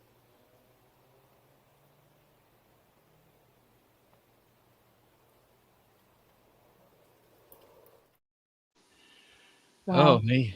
So we definitely know that these phones and cameras don't do it justice, and to see it with your own eyes had to be amazing. Actually, one of my friends had a video of it also, and their video was a little bit better. And actually, you could tell in the video they took when they were holding hands as they were dancing. But unfortunately, I think they lost the video when they changed phones because they had filmed on their phone also. And like I said, this has been over 4 years because I, wanted to wait after 4 years had passed. But you probably hear like in the background. I think there's first thing you hear is like probably a motorcycle or a vehicle or something you hear off in the distance, and then you hear kind of some whispering in there. Like I said, for a long time nobody said a word. We were just completely silent. We were just in awe, Right. and I couldn't believe it. Have I you or still anybody can't else hardly believe it now.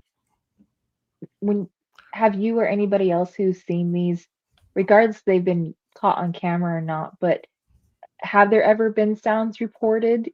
Not to my knowledge. I don't know. I've never, and I've looked and researched, and even asked a few people here and there. I hadn't really told them or showed them things, but I've kind of said, hey, have you ever heard or know of anybody ever seeing something like, native people spirits or whatever dancing, and I've not found anywhere. I wish I could, so I could, see what they experienced and see, but you could probably hear, a couple of people.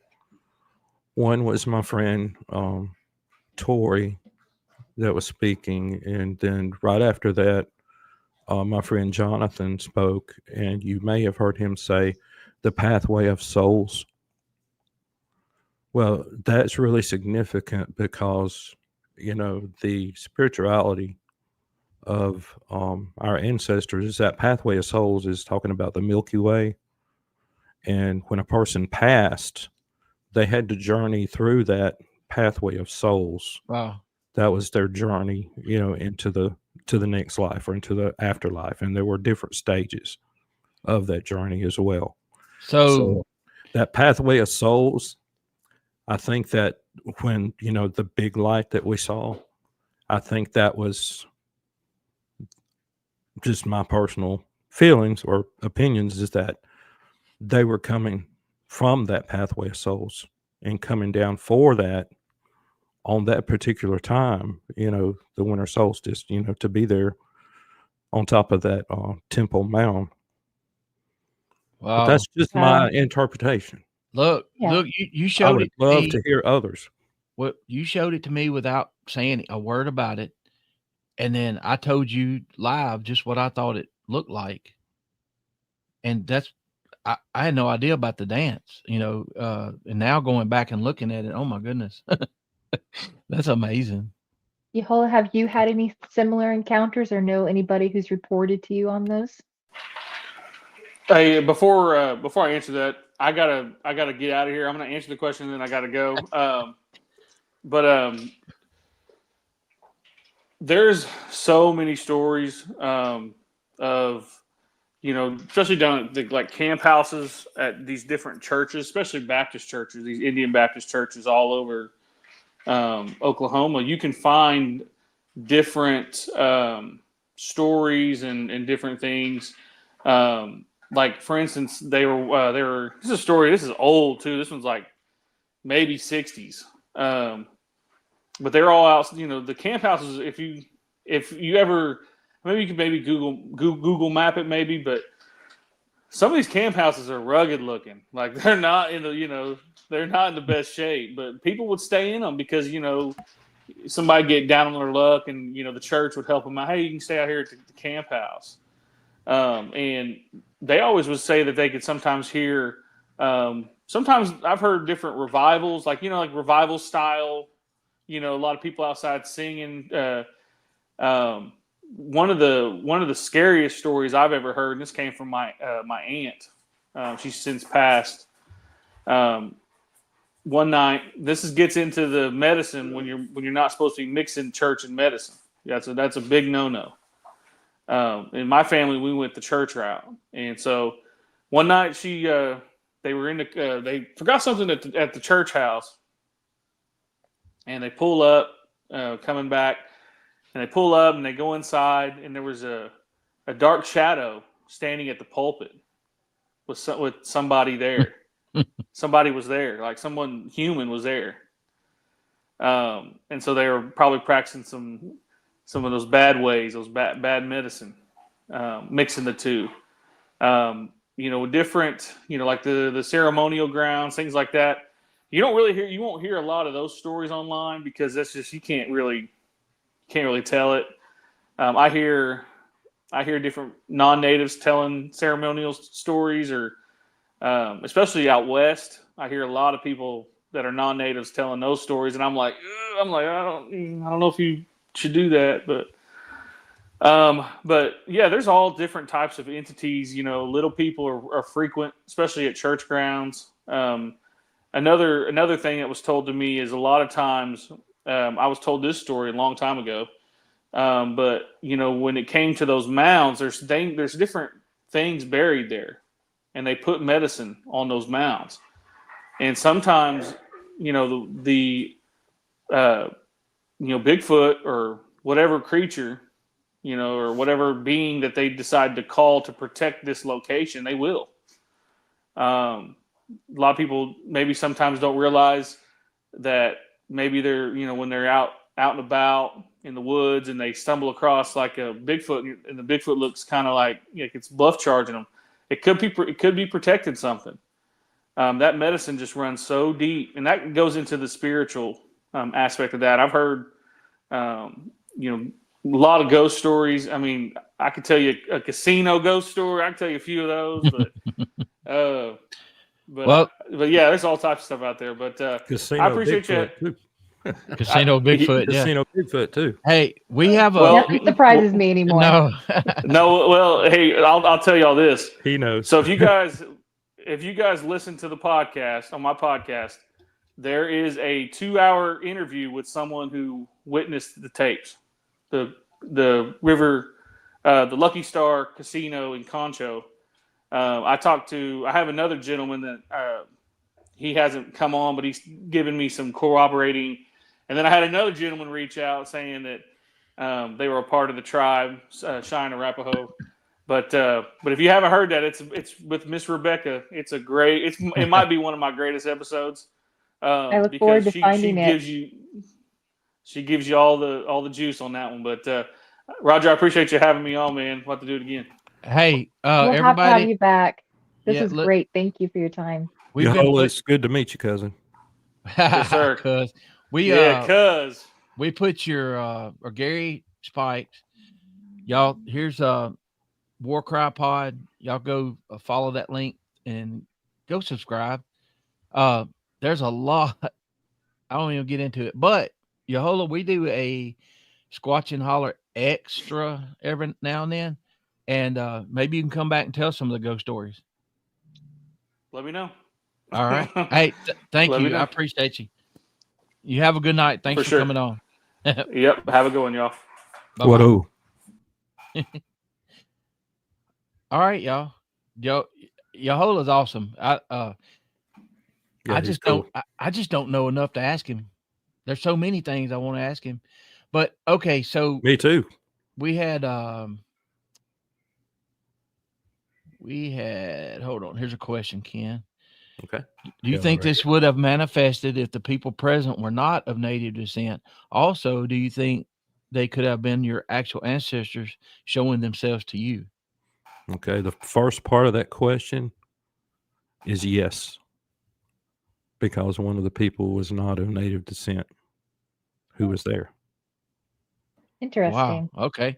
So absolutely. Good question. And good answer. What was the second part of that? I don't know. Do you think that they were your specific ancestors trying to I don't know. I didn't, necessarily get that feeling because, you know,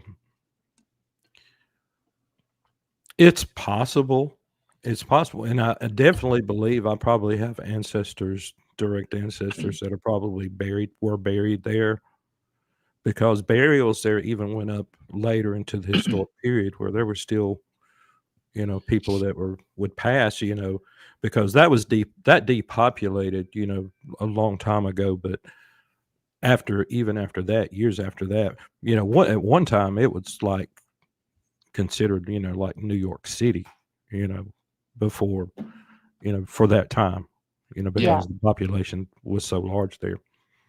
But after depopulation, even after that, different tribal groups or whatever, when someone passed, were still people bringing people back there to be buried.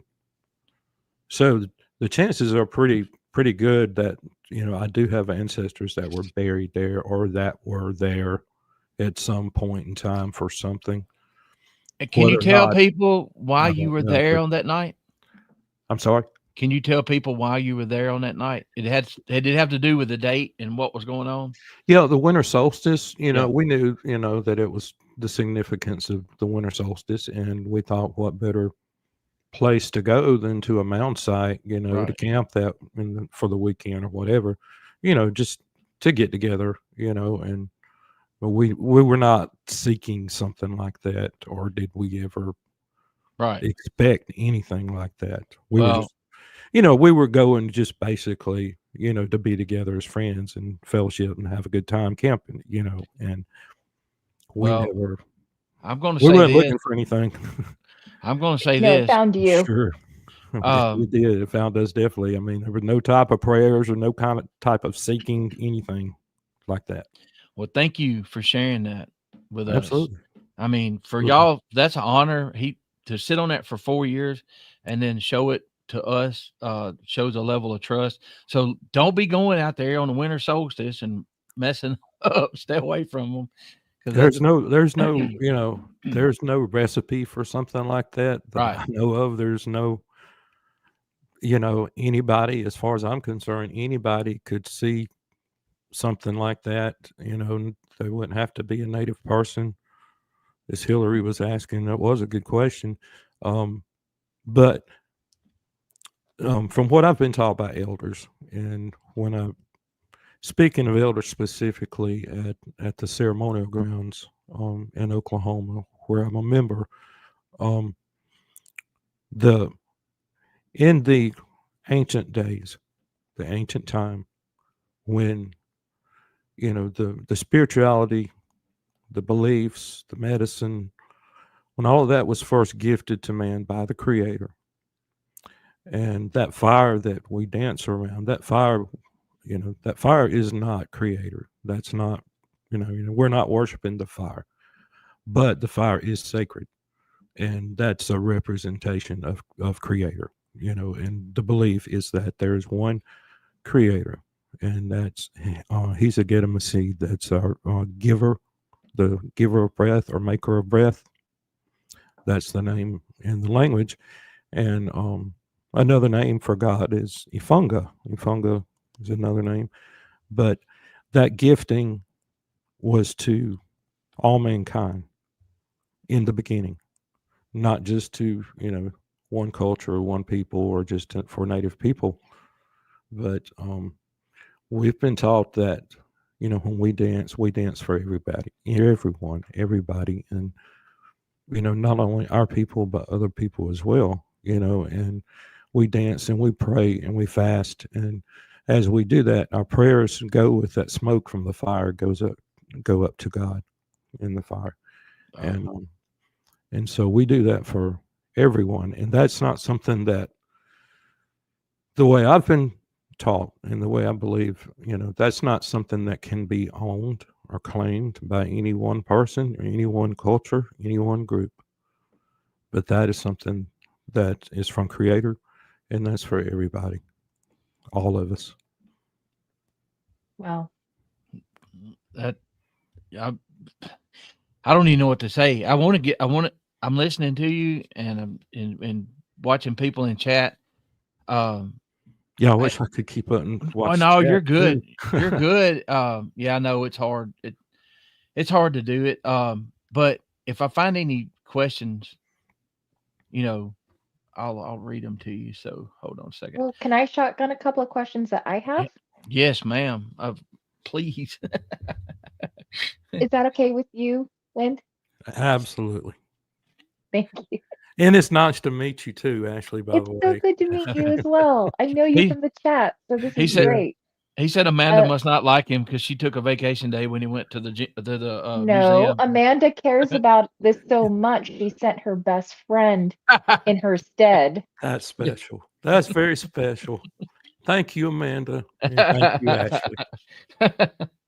Woo, boy, they full of it. Lotto. All right, so let me look at my notes here. All right, so in no particular order, I'm just curious. What is your favorite legend or story, whether it's more from your own native side of things or just in like the cryptid, ooky spooky world? I mean, I know there's a lot of overlap, but they are two separate things as well. What's your favorite legend story, Amanda? My family or It's kind of an overall? open-ended question. Okay. Probably I have to say with my family, you know, I spoke about my big mama who practiced the medicine and everything.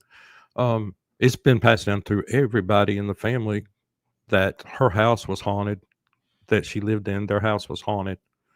And the ball of fire, they always would see, well, always, I don't know how often, but it happened frequently. It was not just a one-time occurrence. It would always be in the same location when they would see this ball of energy or fire or whatever you want to determine. They would see that light coming down the roadway toward their house. Excuse me. Then it would get right in front of their house. It would then turn and come right into their yard. And they had a big oak tree in their yard. And it would circle around that tree several times. I don't know, 3 or 4 times. And it would circle around the tree, and then it would shoot up the tree and disappear. And that Into happened. the sky or just up the tree in general? Shoot up Stop. the tree all the way and disappear at that point. And this happened several times, more than once. This happened, you know, and they all saw it. A lot of people saw it. And everybody in my family, my mom's family, there were 12 siblings in the family. And they all know all that story and pass all that down. Mama used to always talk about too, in that house, the strange things that happened in the house, the noises they would hear. They would hear something, and it makes me wonder. I wish I knew, but they would hear underneath the house. They would hear these noises that they swore sounded like chickens flopping under the house.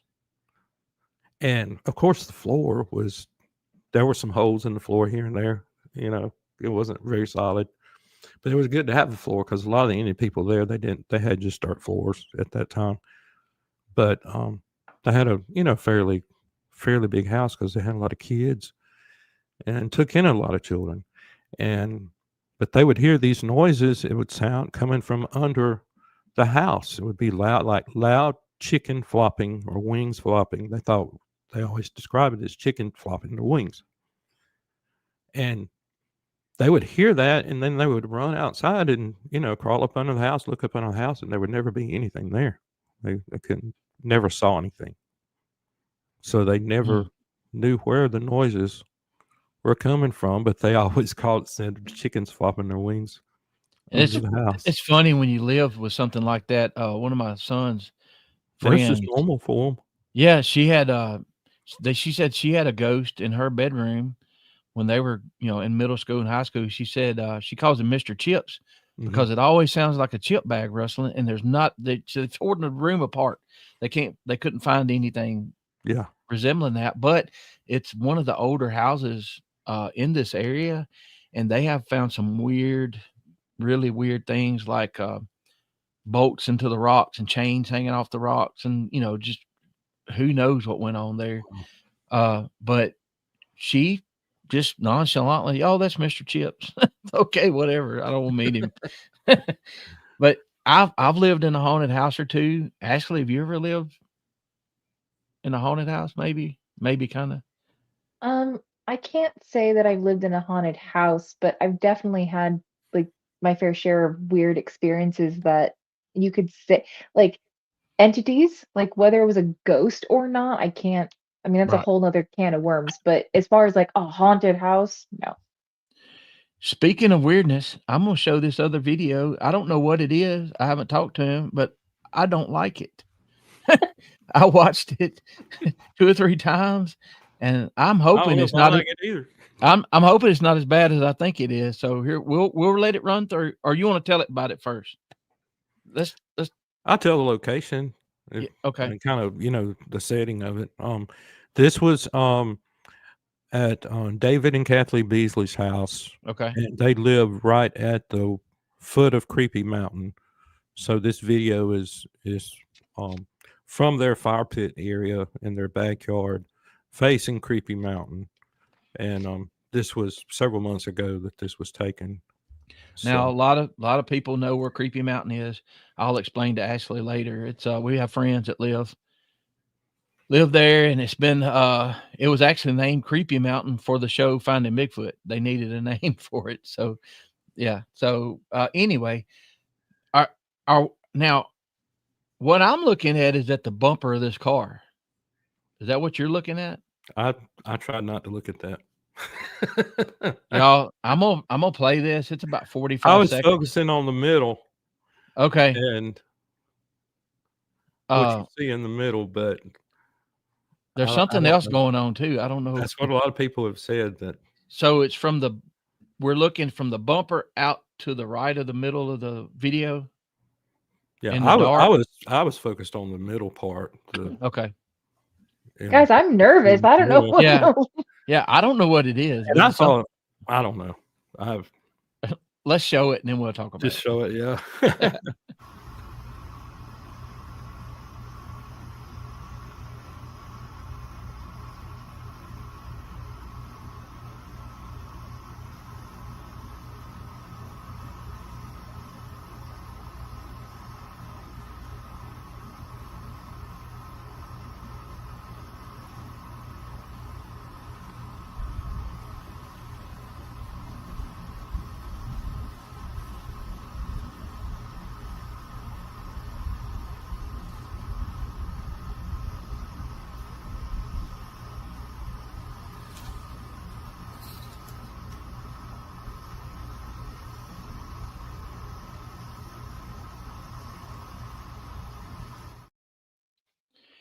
All Do right. not like that. Do not like that. So I feel like that's possibly eye shine that you're talking about, Ken. And it's way off the ground because of the height of the car. But there's also almost looks like a small figure peeking around the bumper and then jumping back to me. That's what I saw. I would have to see the video again. I Yeah. was so focused on what looked like it almost to me, what I saw, and again, I'd have to watch it again, like something reaching across the bumper. Yeah. So we'll watch it again. A lot of people are like, what the hell was that? But now that you've seen You're it, not alone. Other people have said that. I've not said anything about that because I don't know. well, I was thinking, there's that tree there, and it Yeah. has the leaves, and the leaves are hanging down kind of low and blowing in the wind. yeah. So I'm kind of thinking, well, that's the leaves blowing. Okay. But it looks across the bumper. like- But a lot of people Somebody have was said that. And they said, siphoning yeah, your I see gas. the leaves, but there's something darker there that's right. different than the leaves. It may be an I- optical illusion too. That's a good. I point. don't know. I don't really have an opinion on what it is. So you I got really the don't. car, the back bumper, some movement here. There's then definitely movement. Over but here and up is the eye shine. Was it 2 eyes? there were 3 sets of eye shine. And they kind of looks Oh. like 3 Okay. 3 lights And I didn't see or that. whatever. That's crazy. Yeah, if you're focusing on the bumper of the car, you probably won't notice. Right. But at different times, and they're kind of,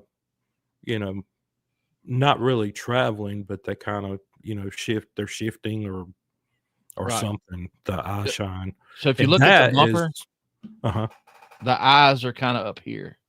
If this is the Yeah. bumper of the car, the eye shine is kind of here. It'd be off to the right and up a little bit. Yeah. It's actually in the woods growing. That's going up the slope there on the foot of Creepy Mountain. That's on the west end. Oh, you were definitely in the right spot for this. If Let's you play start- it again, I got everything zoomed in and ready to Now, go. I will say, I believe that this was the very first time that I went there, to their house. I believe it was the first time. If not, it was the second time. I know the first time that I went, Mark and Becca Greene, they came over, and we all sat around the fire pit for a while. And it may have been later that night, after Mark and Becca left. I can't remember, or it may have been the second time I was up there. I mean, my memory is not. Oh, I know real how it good. is. All But right. I do remember when I was looking back there, I believe David was still there, and my friend Jonathan. He also has a son named Jonathan. But I think that maybe they had gone inside the house, and I may have just been out there by myself or walked out there or something. But at some point, I was sitting there, and where I was facing toward that direction. And I had saw something black that just raced across the yard in between his house, and then his son lives behind him. So I just saw something black, just a black streak across the yard. That And I sounds just familiar. saw a dog or a cat, big dog or big cat. I don't know. I just saw something, but it was so fast, and it was dark, but I definitely saw something, it just streaked across the yard real fast, but I don't know So- what it was. Roger, all you right. know what's funny? And I don't know if it's related to this video or not either. I have no clue, Go ahead, Ashley. but I did see that. All I was gonna say is you asked me like, have I ever lived in a haunted house? It's like no, but the two entities that I've seen were white, not black. And I don't know what that means, if it means anything, or if it's just, maybe I'm colorblind. I don't know. Maybe that's just my experience. But I've seen two entities and both of them were white, not black. So that's just, I was just thinking about it as we were talking about what these could possibly be. Well, as we do talk about this stuff, it jogs memories. I mean, it happens to me all the time. Now, Ken, do you think this is reflective light or emanating light? I would say probably emanating. Okay. All right, y'all. Here we go. Let's do it I again. don't know of a bright light source that was shining up, Okay. in that area.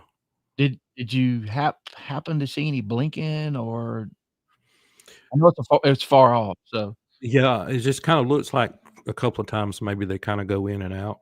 okay.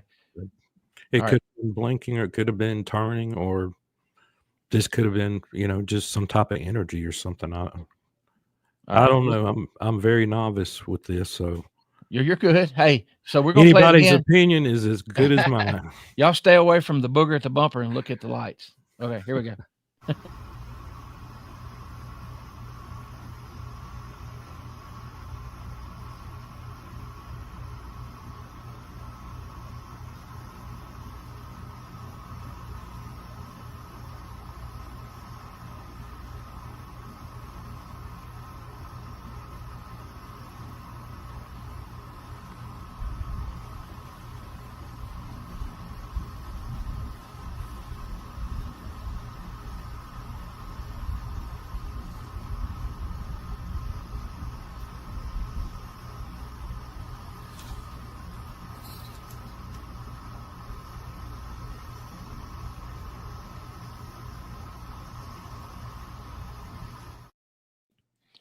Big difference. Yeah. Big difference. Yeah.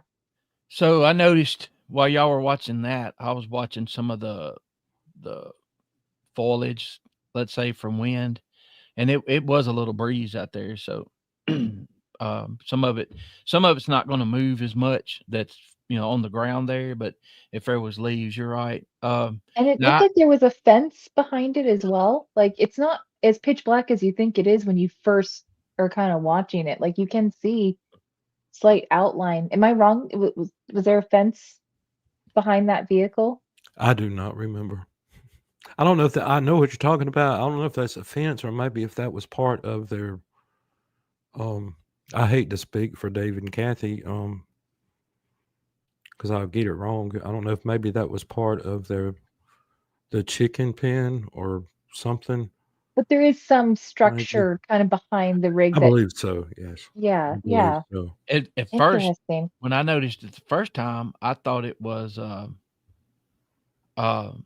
the trunk open at first. And I looked, well, no, it's not open, and it would be massive if it was. So yeah, Well, that there's was a my lot going question on. is if what's behind so we know how roughly big the car is, but then so I'm trying to gauge size and Right. distance and perspective. So I was just trying to it's again the first time I saw the video it looked like a lot of like black, but now that you're kind of focusing and I can zoom in and out too, it's like okay, well whatever it is big. Yeah. Well, to me, with the roof line of the car, you're talking about the eye shine, what, at least 8 foot, could be 9. Yeah, it's hard to tell because of where that's at. Is Yeah. it's elevating the slope also. So there's nothing but woods right there where you see those lights. Yeah. Yeah. Well, Thank I'll you fill for you sharing in, this with us, Yeah. Wynn. This is great. Ashley. Well, I'll fill you in on Creepy Mountain, Booger Mountain. of course, we sitting around. Excuse me. Anytime sitting around there, you may hear a howl, here or there. That's fairly common that they do. Not all the time, but they've heard a lot more than I have, of course. But it's not uncommon for them to hear howls and vocals there. I'm gonna show a couple pictures from your view, how far away you were from the mound with the lights. Okay. And I'll just show them back to back to show everybody kind of. Yeah. So. Yeah, there you can see the tent there, or one of the tents. I think we had four tents. No, we had 3 tents there. And that's all the way across. Yeah, and that's how, this was right at midnight too. So it was the night. It was brightly lit. The night it was a well lit night. And we did see coyotes too. I forgot about that. We saw coyotes running across. I don't know if we saw them during this, but we did see coyotes running across. Now, is this one here like really, really zoomed in? We showed earlier. Yes. The same. Yeah. Yes. Wow. There's a lot going on right there. Yeah. Especially, of course, that's kind of screenshotted off of a video too, right? I would think. Or the picture. Probably one of the pictures. Probably. Okay. Wow. All right. And y'all, I'm sure after this, Ken's going to be on a lot of shows, but we're right at 2 hours, and I definitely know we have a lot more to talk about. Because there's I've been writing down questions like in notes and. Anybody have any questions? I have. Sorry, Roger. I just noticed I have a text. Okay. From David Beasley, since this is his house. Let me read what he says. Okay. He said, "Man, this one blew me away." No, that's something different. Okay, sorry about that. That was you're good. Different. He was talking about a 10-foot booger, but it was something different, a different 10-foot booger. But yeah, they too. You probably would want to talk to them, and they could give you a better perspective too, since they know the height of where everything is there. And yeah, exactly, height, potential, and things like that. So okay, changing gears. I can't ask not ask you about some things that we've talked about, and anything that you want to bring up, shoot.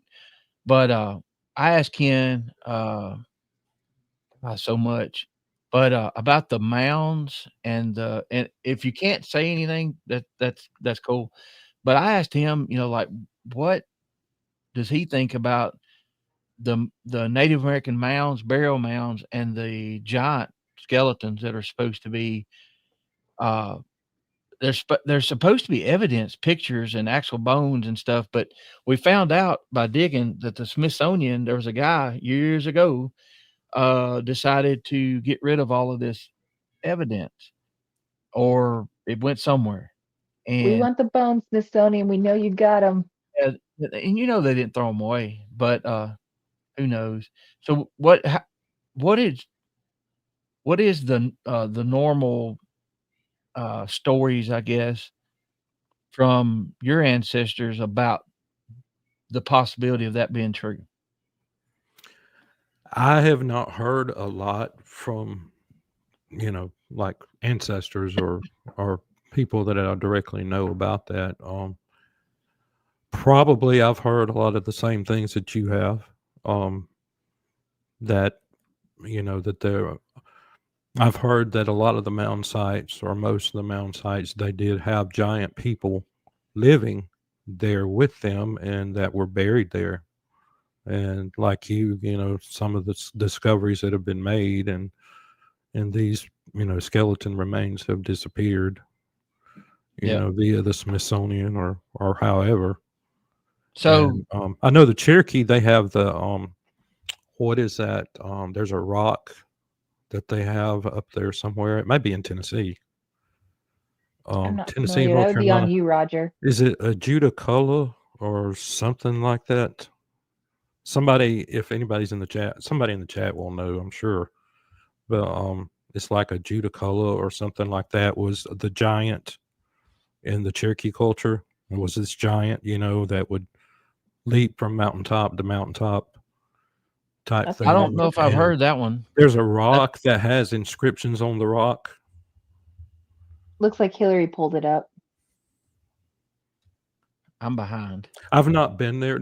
I've always wanted to go there and see that, but I've not gotten to go. But I've seen, Judicola. Oh, Amanda's on rock. it. And so I get irritated, y'all, and I keep saying this, but I'm irritated that we have to keep learning this stuff over and over, and we're trying to find answers that people had 300 years ago. Why? I don't understand it. Mhm. And there's things hidden in plain sight all over all over the world, actually. Then there's some things that are underground because they were here 10,000 years before anybody thought possible. So I don't know what it all means, but we're not talking about conspiracy theories here, y'all. We're talking about things that have been found, that have been excavated, that have been Historical history. facts. And the reason we don't hear it is because it's going to change what we heard in third grade. I don't know if they're worried about us. What are they keeping from us? But Exactly. yeah, there was one question. I'm sorry, I started and lost it. Somebody asked about, like, if they were going to go in the woods and put together a bag for protection, like what items would they want? Is that something you can answer? I can give an opinion Okay. about it.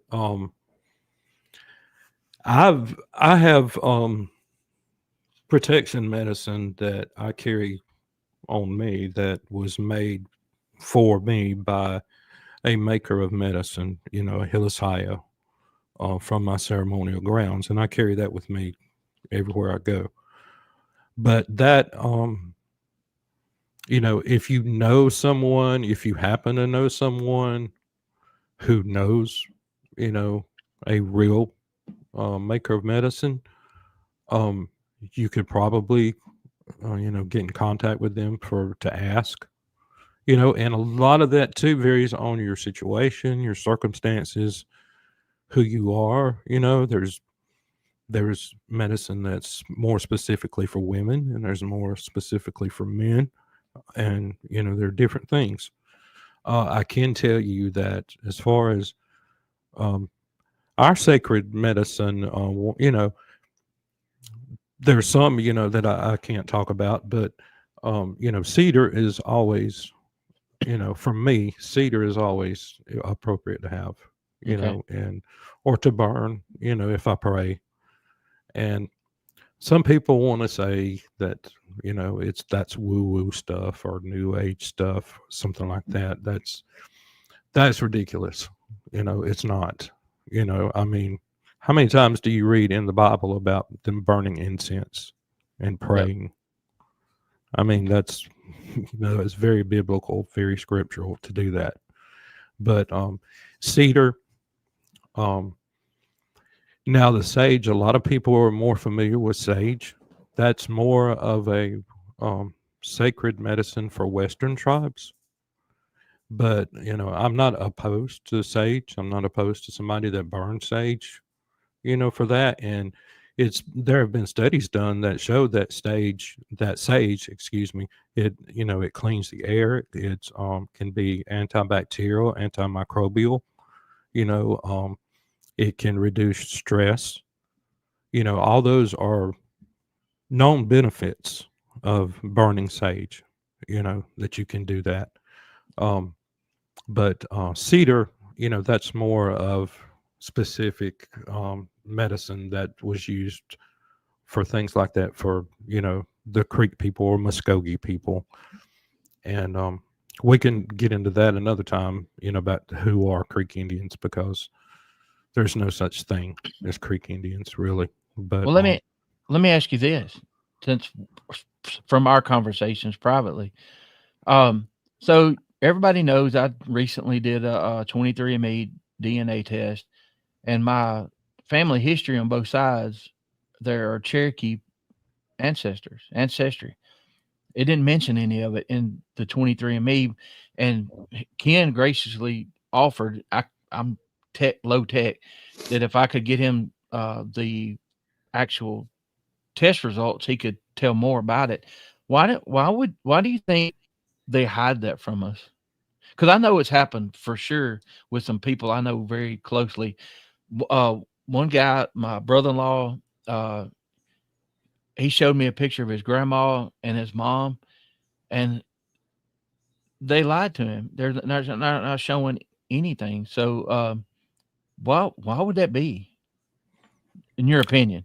I've heard of people being tested that they were, all they knew from their grandparents on back were all what they term full-blooded Native Americans. And they did DNA tests, and it may show 1% Native. The biggest thing about that's misunderstood is that when you do a test like that with one of those big box companies, they have a database that they compare to. And you can use that as an analogy too with the DNA, the Sasquatch DNA studies that was done by Dr. Melba Ketchum. The one that showed the female or the maternal was human. Oh, yes. Female. I'm and then the familiar with that, nuclear yep. DNA was unknown because there was nothing in the database Right. that matched it. Same thing for people.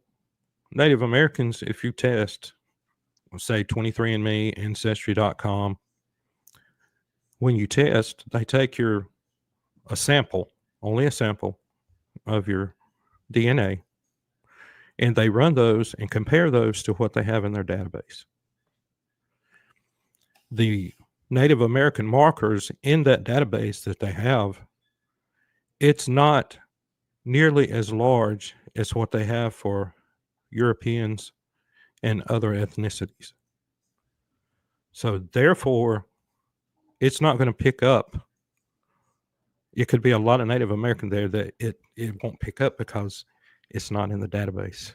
That makes total sense. To compare it for the same way they're saying, about the Sasquatch DNA.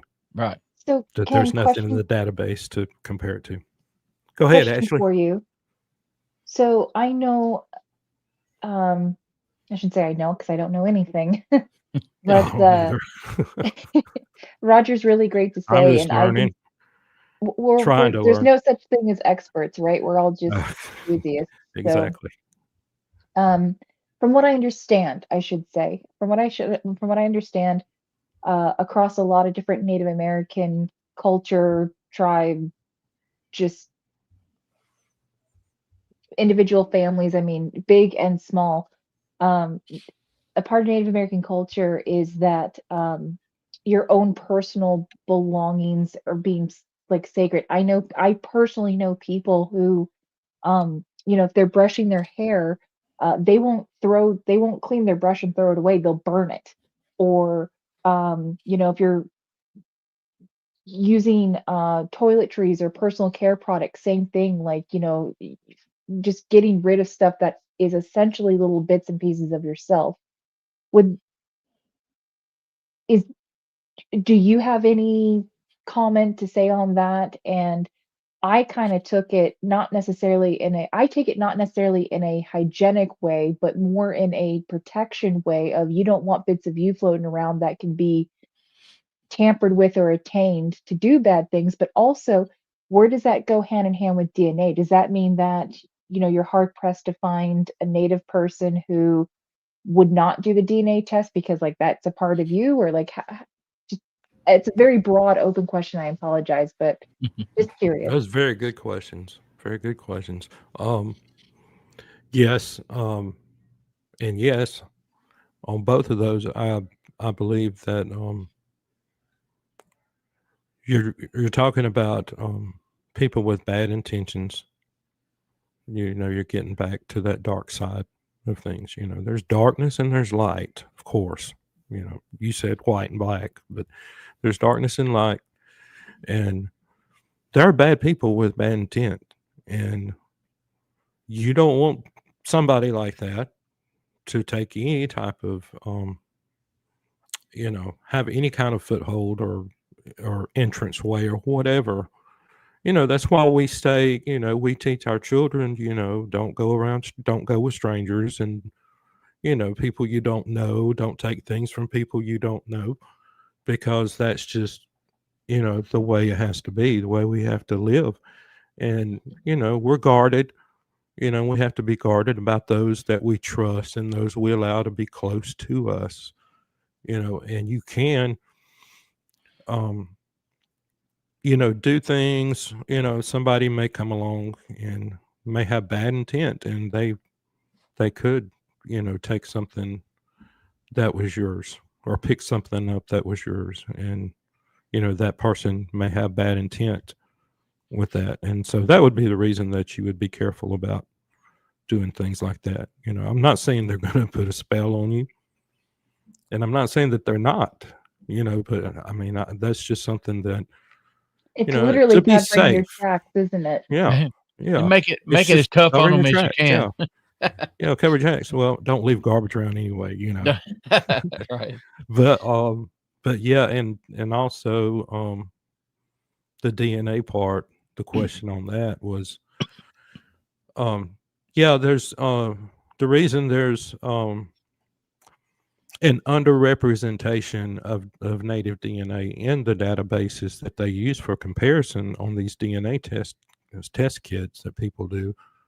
That there are a lot of Native Americans who have beliefs, that prevent them from doing testing or participating in testing.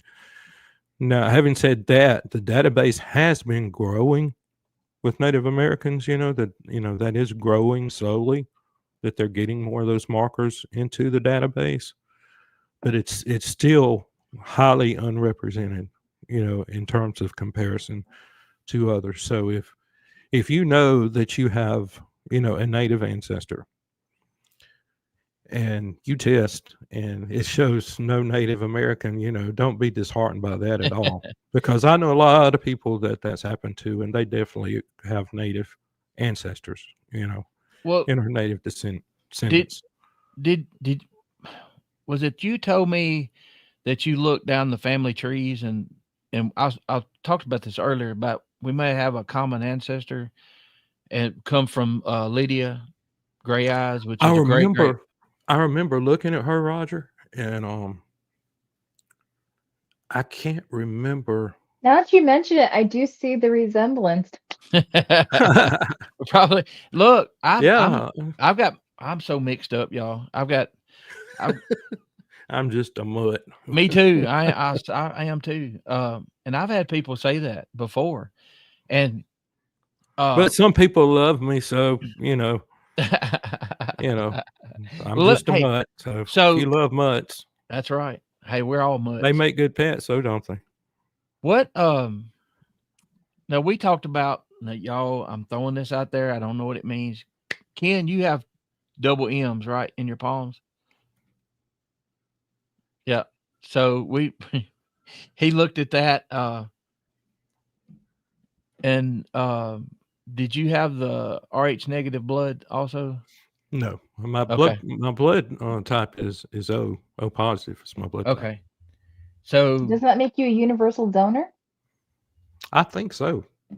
I know I am O negative. So, but I can How only can take. you so negative, Roger? I can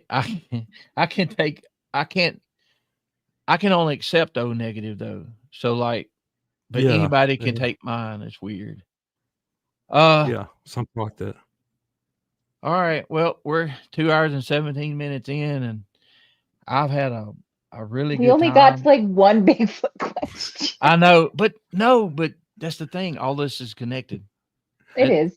That's true. We all believe, when we have conversations like this, we're around the edge of the Bigfoot subject because he's brought up DNA and different things, different beliefs, different teachings, and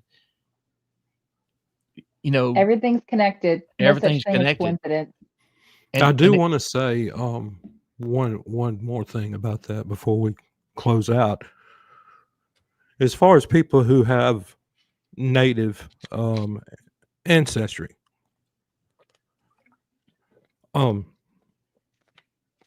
somebody I had a lot of respect for who is no longer with us, but they've crossed over now. But they always said that everything you need is already inside of you. You just have to wake up to it. Wow. And so if you do have native ancestry and you have, you awaken to that and you start to have, that interest and questions and want to learn, don't ever let anybody, make you feel like you don't have that right to do that or to ask questions or, to seek, to learn. That's meant to be. If you're having that inside of you, that awakening, it doesn't matter what any DNA test says. It doesn't matter what anybody that they may be a full-blood person, full-blood Indian person, so-called full-blood. It doesn't Right. matter.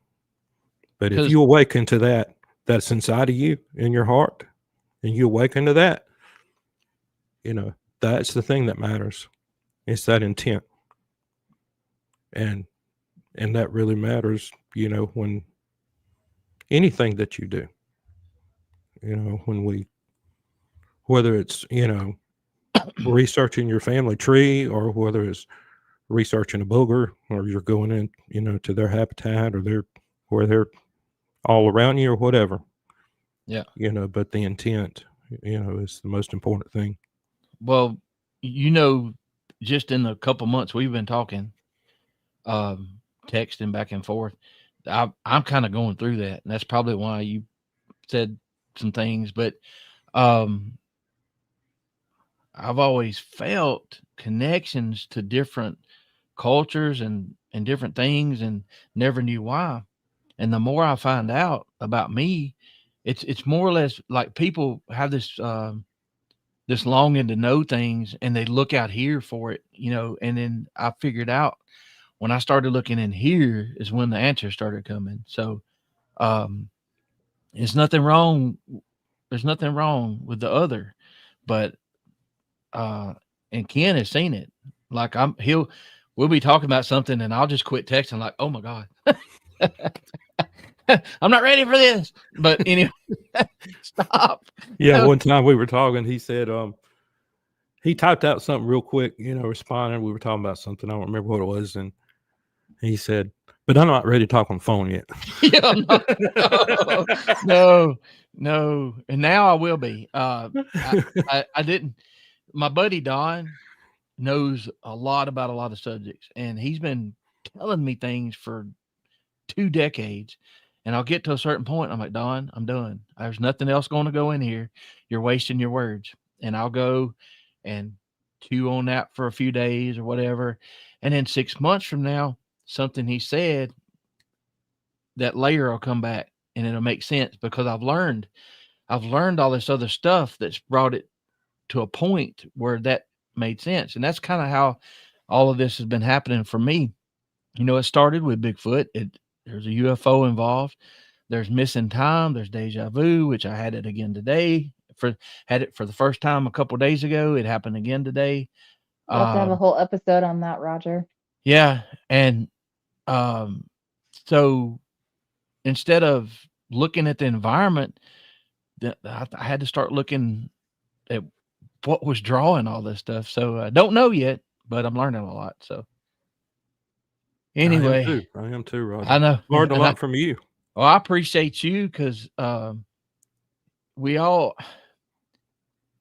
I mean, you could have like recognized I didn't know much, but you're hanging in there with me, and I can't. If I tell you I'm done, it's not because I'm mad or anything like that. It's like I can't go any further tonight. So I know I get that way Out of too. mental bandwidth. yeah, it's like nope, we're done. There's not a whole lot of room I've got to fit anything to start with, so I have to take it in phases. Let me ask you this, Ken, or I'm gonna make a statement first. So I have wanted to talk to people all my life about certain things. I was lucky enough to stand at a cash register for almost 30 years. I grew up doing that and had people come from all over the world to that one spot and talk to me about things. But I'm comfortable in that setting. But if I saw you and didn't know you and you were doing something ceremonial, first off, I'd be scared to interrupt. And then, but if I was really interested, what would be the best way for just like Yahola, I love it when he says non-natives, to approach you and ask you questions in the right way? You mean non-native as far as somebody that doesn't have any Yes. native ancestry at all? Yeah, but and like if they want to talk to you, but they're scared because people don't want to offend people, that's a big thing. So Or make I assumptions or understand. generalize, because yeah, to say Native American is, that's such a broad term. You're talking about Exactly. literally an entire continent, basically. Yeah, and I probably should say this too, that whether it's Bigfoot, Sasquatch, whatever, or medicine, whatever, cultural ways, beliefs among Native Americans, and I said earlier, I don't necessarily like to say tribes, but the way we view tribes, Cherokee Creek, Choctaw, Chickasaw, Navajo, Cheyenne, whatever, Lakota, different tribes, there are differences, sometimes significant differences in the beliefs and their life ways, and also their beliefs about, Bigfoot or Sasquatch. There are tribes that think, or groups that think, that they are inherently evil, always evil, and that they have stole their women and their children, and kill people. And I can't remember that village in Alaska, I believe it was, or up that way. Lovelock, not Lovelock. The one that Portlock. that they actually relocated the entire village at one time, and I think maybe there was a lot of deforestation going on or something at the time. I'm not sure, but so their viewpoint is that they're dangerous and they're evil and bad, And who knows, for them that could be legitimately true. experience. Yeah. That's their experience, and And then there's other groups, that believe, that they are, our brother. These are our brothers, these are, part of us, and just all a part of our life. And, they look out for things, or they look out for us, or look out. So there's a wide range there Mhm. of beliefs as far as that. So And- you're not going to get the perspective of every Native American culture, when you ask just one person or one group of people. And it's like anybody else. We all have our life experiences and things and beliefs we have about things. And, if you ask me, do you think Bigfoot's, evil or friendly? I have to say neither, because I have not met one. So Are people I good? don't Are have. they evil? I mean, Right. You have both, that's for sure. And all of that could be right, because Yeah. like Kumbo talks about The the different clan, types. the clan Yeah. that moved in on his Yeah. group that he could live with and had a deal Right. worked out, like, don't kill my dogs and we'll be fine. Right. And then this other group moved in and they fought. So it's just like families. My family might get along with 99% of the other families in this county, but this one family they don't like for whatever reason. Right. History. So yeah, and depending on the respect that you've gained, if you live in an area and the Sasquatch has seen that you're no harm and it still wants to keep its distance, but you respect that. We've heard stories of that too. So, and like I always say, we only know what's happened to us. I mean, we hear these stories, but the only thing I actually know is what I've witnessed or what's happened. So, well, even then, there's a lot. I know, right? It's like, what just happened? I would make no assumptions, Right. Exactly. And I'm not going to go into anything with a blind trust and saying, that I trust that, this or this going to happen or this won't happen. I'm not so sure about, I trusting. think that's the with best that. By and answer. large, Ken, you think just a kind, natural curiosity, and I think most people can read what intentions are. If you're coming in just being disrespectful Right. or just willfully ignorant versus, hey, but I think what you're getting at is that no one person can speak on one group of people, no matter what that Right. looks like, And just ask. that relates back to that question about asking someone, if you're wanting to, a Native American, if you want to ask questions or whatever. I mean, as far as I'm concerned, nobody's going to offend me by asking me a question.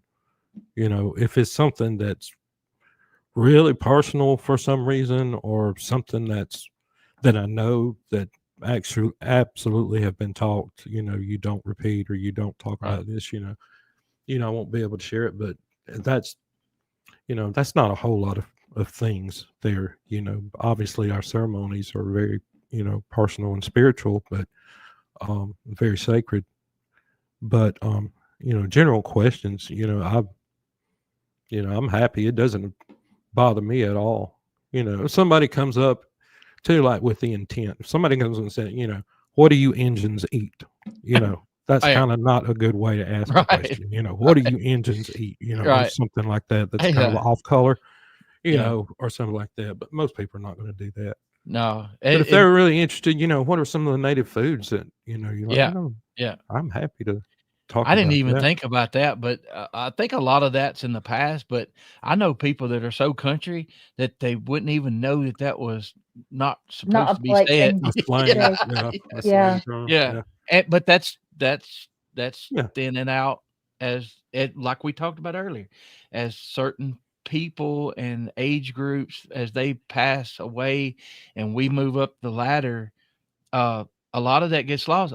So the bad stuff gets lost too, but the good stuff is what, there's a lot of people that are not with us anymore that I wished had written down some of their stories. And it's just right now I called Ashley and Amanda and Keely, and all of us are working on a local documentary to get started with trying to do some of that. And I made a not a call, but I sent a message to this guy and asked about all those older people that I talked to a year and a half ago about the big monkeys that lived over here in the next county. And they didn't know in 40s and 50s, they didn't know what Bigfoot was. They never had heard the term. They had to change their lives. And I was excited to like, hey, maybe I can get a couple of them to talk on camera. And he said, Roger, all of those people that you talked to a year and a half ago, they're gone. And I'm like, what? He said, every one of those people are gone. And I'm like, God, because I knew they were old, you know. And I said, I'm so sorry I didn't know, you know. And he said, no, that's fine. He said, I'm just glad that I had the opportunity to sit down for a whole day and hear these confirmation stories of how it affected their lives and how they had to learn how to live with these things without sitting down and writing out a deal. They had an understanding, you know, like, and man, you don't went to Whataburger and they didn't bring me nothing. Come on down. We'll go back. It's just right down the road. About 5 Still haven't miles. been to one yet. Oh, they used to be better. When I was I little, agree. the hamburgers was big as a steering wheel almost. You could say that about a lot of places, but yeah, I gotcha. Ken, thank you so much. I have to say, as somebody who's kind of been lurking in the comments, I've always appreciated your banter, your input, and Amanda couldn't make it on the show, so when Roger asked if I'd step up, and when he She's told me avoiding me. She's avoiding no, me. I went to the no, museum. I go to the museum. I'd been wanting to go for what 2-3 years, and I went to the museum. I didn't know she worked there at the time, but I went to the museum, and they're closed for snow. like the one day a year. Yeah, I that never care they- about it. one day in one 10 day years. in like at 5 years even. Yeah, yeah. So, Yeah. but anyway, I'm going to surprise her one day and show up at the museum. I haven't met her yet either. So we it's like 3.5 hours from here. Mhm. So that's a good day trip and back. Yeah. The only time I ever went over there, If you guys want to was actually- conspire, I Yeah, love it I'll up help there. you. I love North Georgia. That's oh, beautiful. it's beautiful, love especially it up in the fall. Yeah. Oh my gosh, y'all! I'm watching to see if she pops up in chats like, what? Look, and you can always tell a lot about a man by the hat he wears. Oh yeah. I love your hat. It's a pretty good one. Yeah, It's the pretty matching good. hats tonight. I found it side the road the other day. Blew up Hey, in the wind. they ended up being pretty good. I like them. I do too. I wear mine a lot. It's a good fitting hat too. I'm gonna keep this one in here just for shows. I've got the other one a little bit dirty, but y'all, Ashley, thank you. Thank you for having me. And I- thank you, Ken, again. Thank This was you, Ashley. lovely. It was great to meet you. It really was. Likewise.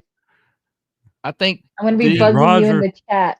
oh Roger, I appreciate you, Roger. I yeah. Oh really yes, do. sir. You too. And Well- the chat, I want to say, I wish I could talk directly with everybody in the chat. I've not been able to really pay attention to that, but shout out to everybody. I love everybody. I think everybody I'm looking at right now, are pretty familiar. And Jeff, Watching Brother Holler Billy, Field Trip. Hillary. and y'all, I think I saw Misty earlier. Greg, some people you just connect with, like Art. a lot of these people. That's true. I connected with very. I mean, I don't name people because I'll leave them out. But you got Yarrington. I haven't met him yet, but Flat Rock and Billy Schilling, and just go all down the list. And Yeah, Flat Rock came over yesterday. We had a little, meet and greet time. And There you go. we've met before and talked, before, but just a little visit for a few hours. Had a good It time. literally talking. is a growing community. That's yeah, cool. and it gets to be I more. appreciate just having people that to talk to and people that they don't judge you or prejudge you. They Right. just talk to you and just give you love and just feels like a family. Well, Ken, when you come from a spot to where I have all these crazy stories that sound nutty, and I sometimes I get to telling them and I'm like, oh my God, I need to shut up. But then you get people together that experience similar things. You can just be yourself. Right. Right. And I love the conversation. I think we need more of these. Just sit down and talk and not really have a subject involved, but just chit chat and throw things up against the wall and ask questions. And that's how you learn things. That's how you learn people. And for everybody in chat that I haven't met yet, all the people that you see in these little shows that we're involved in, and all the friendships we've made, that's the way we are in real life. We just, the only difference is I got a laptop and a mic and a camera, and I run my mouth once a week. But we do it to learn. And Ken, the difference between, it went from Bigfoot to really deep subjects that I've really enjoyed. So anyway. Yeah, I enjoyed talking. I really did. Well, thank Roger, y'all. we call this an Irish goodbye. Yeah, Southern goodbye. Y'all, I'm going to play. We're rolling down the window on the car right now. Yeah, there you go. You got to roll that window down before you can actually crank it up and pull out. There you go. Talk a little bit more. All right, y'all. I'm going to end it right here. And I'll play the outro again. Y'all can stay and watch that. But thank y'all. Thank you, Ken. Thank you, Ashley. Thank y'all. Thank you. Thank you in Bye, chat. guys. Thank you, Bye, everybody. Scott. Have a good night. All right. You Good too, night, y'all. Ken. Here we go.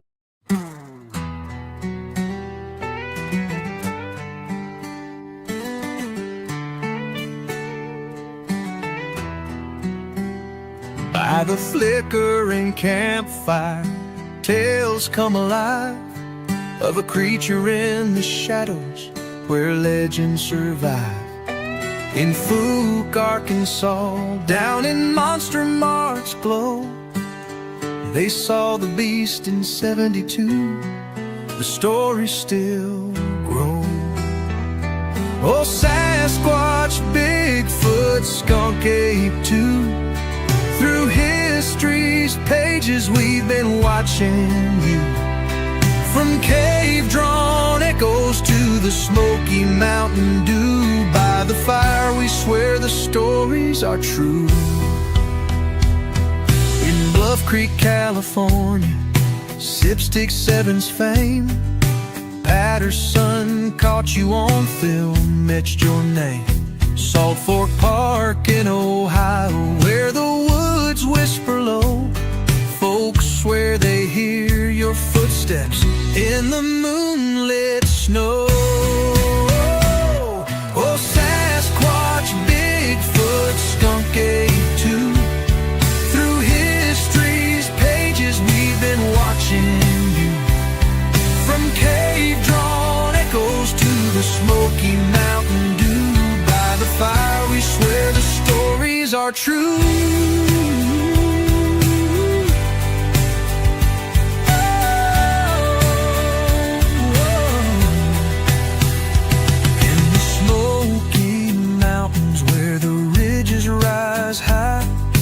Appalachia's old trails, hear your lonesome cry. Oklahoma's dense woods, Sierra Nevada's peaks. Your shadow moves silent, it's the mystery we seek.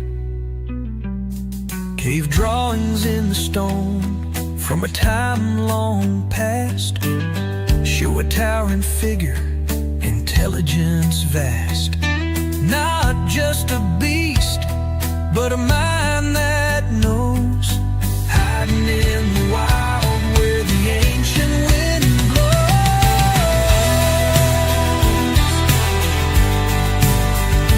Yeah, yeah, yeah.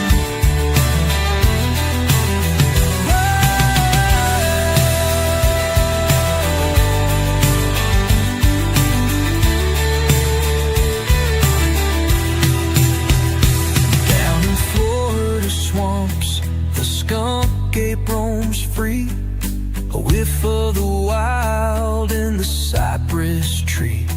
From the Everglades murk to the campfire's glow, we pass down the tales, let the legend grow.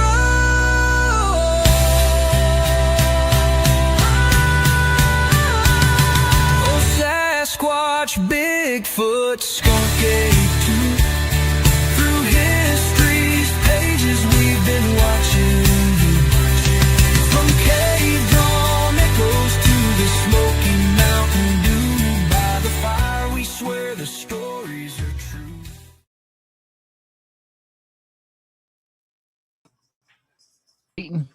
Are y'all eating?